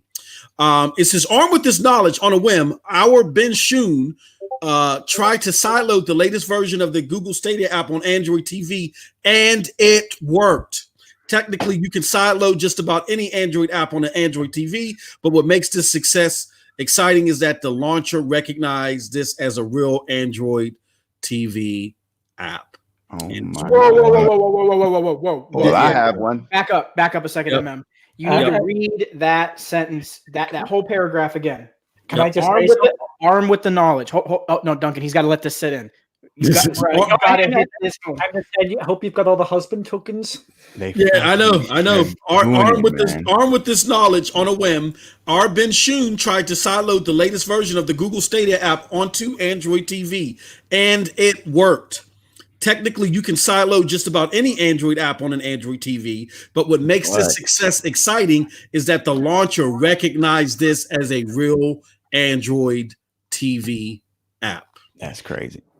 Just get some thinking heads on here. I'm not too au fait with Android TV. So hold on. I'm sorry. Hold on. Let me finish reading this. It says, unfortunately, that's as far as the excitement goes for now, as we were unable to get beyond Stadia's Get Started page using. Oh no, but there's a quick workaround. Get Started page using an Android TV remote, and if we could, Stadia limits what Android devices can play on games, making the app relatively useless for the time being. But what that is that if you use the point clicker app, that's a Google download, a Google Android. You can put a cursor on your screen and click that Get Started button. So I had to use that side load in order to get Projekt Xcloud to work on different Android devices. So there's a workaround with that.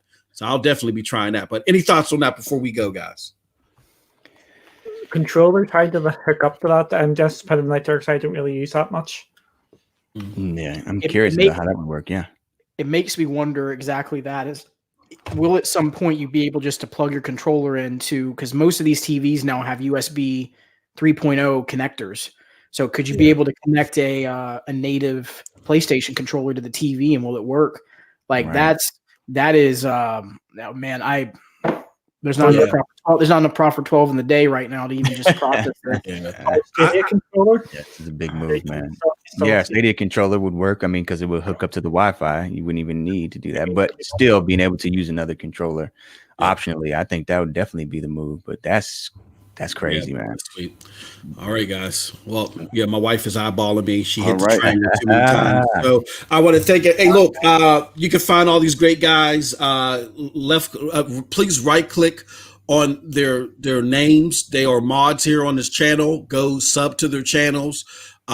Get the great content. I just had to get everybody on, so you guys, if you're not introduced, you know who these great content providers are. I'm just going to run through the crowd real quick. We'll start with Duncan. Duncan, let us know what platforms you can be seen on and what you all do in the community. Just to quickly here, I write for Stadia Source. I do the Suku every week, which highlights what's been going on Stadia. I work for Stadia Source. I wish I worked for Stadia Source, means I wouldn't have to work a job. I write for Stadia Source, and we'll break it out here. Me and Kelly have been starting to make videos together. They're going to be on my YouTube channel, and I get called a wee dick, a wee bastard, a wee cunt.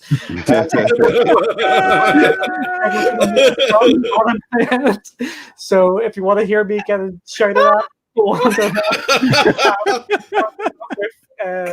you can hear some of it on Stadia Source, which is the mild version where we're playing Serious Sam, but we've actually upped it. We went hardcore and completely in Super Mario. So we're starting there, but we're going to be doing Stadia stuff and every platform going, so you can have a laugh about that.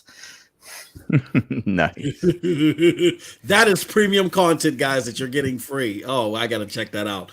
Projekt Storm, let us know about your channel and where we can find you. All right. Doing content. Gotcha. So the channel, here on YouTube, like he said, you can right click to find that. Guys, I would appreciate your views, your subscriptions, and all that good stuff. But what I do is I consider myself the mad scientist right now of Stadia. Because I'm always experimenting for you all, in case you just run across ideas in the future. Like, damn, can I try this on Stadia? And it's already out there for you. And I'm also on Xbox, gamertag Projekt Space Storm, same as it is here. And I'm also on Mixer, and do a lot of PUBG streaming over there. But I can let you know that my language might be worse than 6'4", if you could believe it or not. So I'm on that as well. And then on Twitter, you can find me at the Nephophiliac. That's NEPHOPHILIAC. It's a long ass name, but that's who I am. It means lover of cloud, just to let you all know again, so you can find me over there. It's good rocking with y'all today. Have a safe and happy weekend. All right. 6'4", where can we find your content at, and give us all that good info?